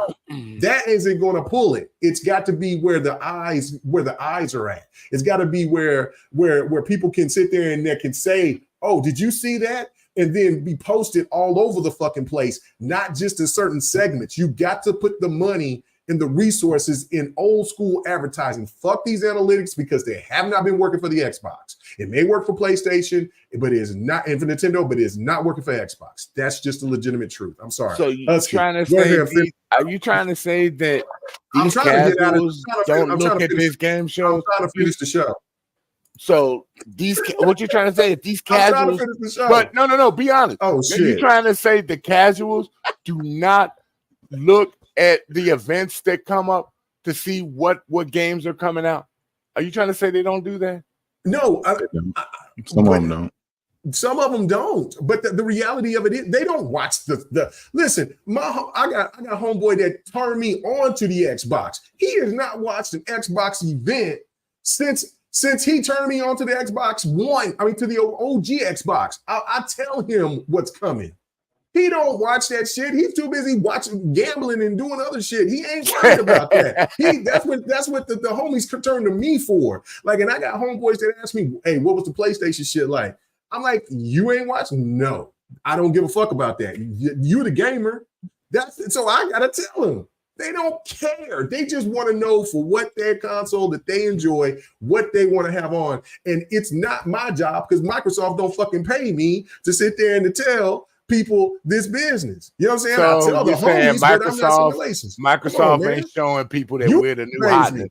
Microsoft not showing people that we're the new hotness. What'd you say? In other words, Microsoft's not showing people that we're the new hotness. Yeah. You can sit there. Just because you say that shit on Time Magazine one time a year, that shit ain't gonna stick. You got to keep. Who reads Time Magazine anyway? Really? Unless you're in a diddle place. Unless you're in a diddle office or something. Or whatever. Okay, so Husky, go ahead and get us to get the hell out of here, man. What's your thoughts about COD? You know what I'm saying? The greedy media, the conglomerate, they're going to put their games on PlayStation 4 and Xbox One, man. What's your thoughts about that? Listen, I've said it before. It's all about the money. That's all it is, man. Yeah. They realize they realize the PS4 people haven't migrated over from the PS4. They're still on PS5. PS5 people ain't buying games, so let's put it on the PS4 and Xbox One as well. So we're gonna make sure we get all this money that's out there for us to get. So we put it on everything they got. They're gonna mess around and put it on. It's like I said, like I think Darth said, when they're trying to go to the Switch, they're gonna make sure they put it everywhere they can to get their money. And get their money. To be honest with you, that's part of the reason why they're gonna be able to put that, put it in Game Pass, is because they're making sure they put the game and making the game available everywhere. To everyone. Yeah. So I mean, you're right. Yeah, I'm just saying that's not greedy. That's just business. That's all they're doing, man. So, but yeah, that's all I had. No, you're right. And Cozy, she said it right. You know what I'm saying, to us to close out. Microsoft wants Sony to bleed green, and she's absolutely right. If like the Trojan horse is what it is. If Microsoft don't want to advertise and then just saying concede to the throat needle and just say, look, you know what I'm saying, listen, we know that they're not going to outsell PlayStation, Nintendo consoles, but if they're saying, look, I'd rather spend money on this and that and the third and not advertising, okay, well. Then do what you got to do. I mean, you know what I'm saying? I mean, money's green and it is what it is. But I feel that if you're going to put these games, which they will, on Game Pass, you have to solicit the hell out of Game Pass.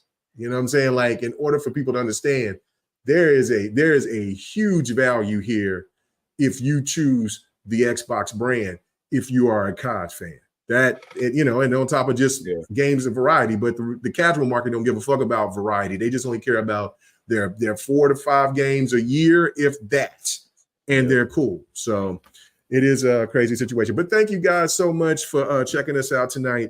Went a little longer, but you know what I'm saying, it was fun as hell. And so let's go ahead and go straight to Ham Solo, man. What's going on with you, brother? Where can they find you at, other than you trying to let us see? You want to get a sneak peek on Stellar Yams right fast. What's the problem here? I'm giving y'all some yams right now. Oh, man. Is always bothering people about gameplay. And this is what I played last week. I think. Yeah. This is what I played last week. And this is what I was trying to put on your show last week. But yeah, I couldn't get it sent to you in time. So. But I'll throw this on there. But and K-Meg, you already had the Hellblade stuff, so I wasn't gonna throw more Hellblade on there. That was a great clip of the return shit. That was dope. Like, it just shows there's just different levels of the combat that people just missed and don't even know about. So that was really cool. I don't want to show people like more and more gameplay and stuff like that. So I just wanted to show off something else, just so you could check out this game if you haven't got to check it out at all. Because as some of y'all would like to think that we don't play all sorts of games over here, but we play all sorts of shit. It don't matter if it's on PlayStation, Xbox, PC, Switch. I fucks with it if it's a good game, right? My preference is just Xbox. It is what it is. Be mad if you wish. But you can find me on TSWS Gaming. That's where I do my content. I'm not sure if you have it in the in the description or whatnot. But, hell no, I don't. You put it in there yourself, sucker. God damn, you over here, man. The rent is due, sucker. Hey, due. I had to get my room. I had to get my rented house steady. I ain't worried about that. You supposed to have that. You supposed to have that sign in the yard your damn self. Yeah, I'm gonna put that sucker in the chat in the thing my damn self, because I can't. Fuck with me, sucker. I'll do it. Oh, shit. Anyway, around and find out. That's all right. That's fine, boy. I'll tell you, man. This might be a problem, boy. Me and this boy working in tandem, man, together on this, man. This man gonna think that it's sweet and it's gonna be sour as fuck, like a pucker. Man. Let's get it right, sucker. Anyway, I'm gonna have to evict somebody here soon. I mean, I'm gonna have to call the police tomorrow. Evict Sir X-Man out of my house. Oh my goodness! Out of my house. but it's a good time. K Mega, thanks as Indeed. usual for having me and us on the show. Of course, and it's definitely a lot easier here with the. I mean, it's not as fun for me to tease you and mess around with you with the cameras, yeah, and whatnot. But it's nice. I'm happy to be able to help one of them Oklahoma folk out. Oh man, once I'm done and get it all straightened out and have all the things ironed out. When I put that Greyhound, boy, I put that Oklahoma flavor on it. You're gonna be like, damn, I need to look and see what this man's doing over here. He's cooking over here. Whoa. Got some pig's feet. I ain't trying to eat none of that. No, that's cozy. That's some other shit over there. And I don't even know goddamn pig's feet. That's slave food. I ain't no slave. I'm a free Negro. Ain't nobody eating that shit over here. You know what I'm saying? Shit. Hell no. Hey, you know what I'm saying? Husky looked at me kind of crazy. Do you eat pig feet? You know what I'm saying? Where can he find you at, brother? I have not ate a pig's foot in several. Like I say, I was like a teenager, but right. It's been a long time since I ate some pig feet. I had to be long time. But nah, you know, you can find me here on Fridays as always, and you can find me on TikTok. And probably Twitch. I'm gonna be trying to get some streaming going on this week. Let's go. Upcoming week. So yeah, that's it. All right, good deal. Sir X-Man, where can they find your ass? What do you want? Let me put Miss Patty on here. Miss Patty on vacation. Miss Patty, get your ass up there. Get that man. Miss Patty said, I'm in Hawaii right now. I'm grooving. I ain't dealing with Sir X-Man. Miss Patty in the right corner. Let's go. You got total mental problems. You know that, right? Where can they find you at? I guess you'll see me here next week aggravating this man. Y'all have a good weekend. Be safe. Enjoy the holiday weekend. Get your barbecue on and a couple of drinks. Let's go. Oh man, let's go. All right. And thank you, Delilah. Congratulations on the 300th episode out there at GWG. You know what I'm saying? I will stop by and say what's up. You know what I'm saying? You ladies is doing your damn thing. I'm so proud of y'all. Always have been, always will. You know what I'm saying? To do that, to get the 300, I know what it feels like. So to y'all to do it, you know what I'm saying? That is a testament to dedication and loyalty amongst yourselves. And, you know what I'm saying? That's just says enough, you know what I'm saying? So, you know, kudos to you ladies out there doing the damn thing. Gaming women, stay strong. You know what I'm saying? Do y'all shit. Dark Praxis. I was about to say, yeah, Dark Praxis. I was about to say Optimus Praxis. Oh shit, and I'm not even drunk. Dark Praxis, man. What's going on? Where can they find you at, brother? Here on Fridays and on Wasted with Wise prior to this, and then I'll be playing some Hellblade. Looks like try to catch up everybody. Let's go. Oh, so did the pictures did the gameplay kind of get you a little like, okay, I might get blessed with this. No, I know it looks fucking amazing. I've seen a little bit of it, and it's been seducing me. So seeing it in person seeing it on videos just doesn't do it any justice. You have to see it in person. Real time is a different story. Totally. Yeah, it's a monster. Yeah. Okay. All right, and we'll have to get it together. I have to get it together so I can get everybody's links and put it in here. It is on YouTube for the people who's watching on YouTube. Please check it out. The links is in the description for everybody. Check them out. And then last but not least, man, it's me. Damn it, I forgot. I'm used to talking to getting somebody else out of here. Thank you guys so much. You know what I'm saying? It's only 11:30 here, 11:38 here in Oklahoma City. You know what I'm saying? The Lord's time. It's still time to go out there and party, do your damn thing. You know what I'm saying? I'm about to go pour a little bit in the cup, you know what I'm saying? And only thing good about Oklahoma. Oh, yeah, Oklahoma. It's all things good about Oklahoma. Boy, the Lord's time and the women. So let's go. You know what I'm saying? But I can only say woman now since I'm a married man. And so that's still, so I got to live through y'all. And as I always say, y'all enjoy yourselves. What'd you say? A bunch of boomers. That's right. Bunch of boomers. Bunch of sexy ass boomers. Let's go. Everybody have a good one. Enjoy yourselves. If y'all hit the clubs tonight, hit the spots tonight, please. I'm living through y'all. Protect yourselves. And as always, Y'all enjoy that pants off dance off. Okay, let's see if I can do this intro, this outro right. You know what I'm saying? Because this might be bad. Let's see if we can do it. All right. Good night, y'all. Peace. Hey, thanks for checking out the GRG podcast.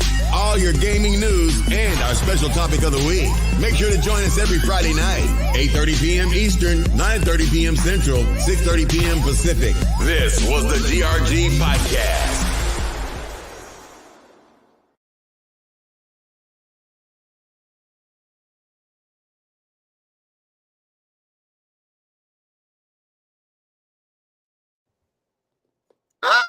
Okay. Hey, I